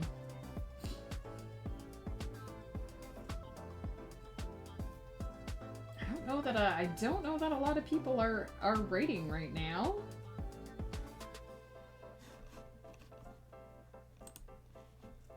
I spent the last 5 minutes calling the cat a special penis. I'm glad I could bring that into your life, Peter. Afima gets busy. She does. She's very busy. I'm fully captivated by the idea of the special penis that has taken my imagination. I can't show it on Twitch, unfortunately, but I do have a picture of it. There is a picture that exists. It's a painting. It's quite phenomenal. Let's see, we might drop in on Supernatural writer. One, because I haven't seen her in a while, and two, because she is actually working. And it looks like she's got at least one more 40-minute palm going on, so we will pop over there, say hey to her. I will unfortunately have to dip after that so that I can go and get some food. But thank you all for coming to hang out on my first stream of the new year. I hope you're as excited about what's coming up as I am. This lovely book in February is just the beginning. We're going to be tweaking the channel a bit, hopefully improving, upgrading, and I'm hopefully going to be a little bit more consistent in my schedule when I can be. Obviously, if I'm not feeling well and I need to duck out for a day or do less streams in a week or whatever, whatever health dictates. But we'll be here, and we'll be doing productivity, and it'll be fabulous. So join me tomorrow morning for productivity, for actual productivity. Thank you, Peter. I'm excited to be back and to be getting back into the swing of things. I can just Google Greek penis. I'm not sure if that will help. Let's get the raid going. Whoops. That's right. I can't do the whole... to just do the user, not the whole name. Lol. I remember how Twitch works. Totally. If you have my emotes, please feel free to use them. Otherwise, use whatever emotes make you happy, because it is all about spreading the love. It doesn't matter how we spread it. And as for you guys, I hope you all had a fabulous Christmas. I know I didn't, or holiday, whatever holiday you celebrate. I'm sorry I didn't get to ask more about what was going on with other people. I did a lot of talking today. But I hope you all had a fabulous time. AB Coffee, I'd love to hear more about your trip. Please do drop some details in the Discord, whatever you're comfortable with sharing. Ghost Pepper is still slightly recovering from jet lag, but I think he's hoping to get back into the swing of things and start streaming a bit more in the future as well. So hopefully many wonderful things to look forward in 2024. That's the story I'm sticking to for now, and I hope to see you all again very soon. Until then, don't forget to eat, sleep, hydrate, and move around. Take care of yourselves. Take care of these meat sacks that we're all driving through the world. And I will see you again very, very soon.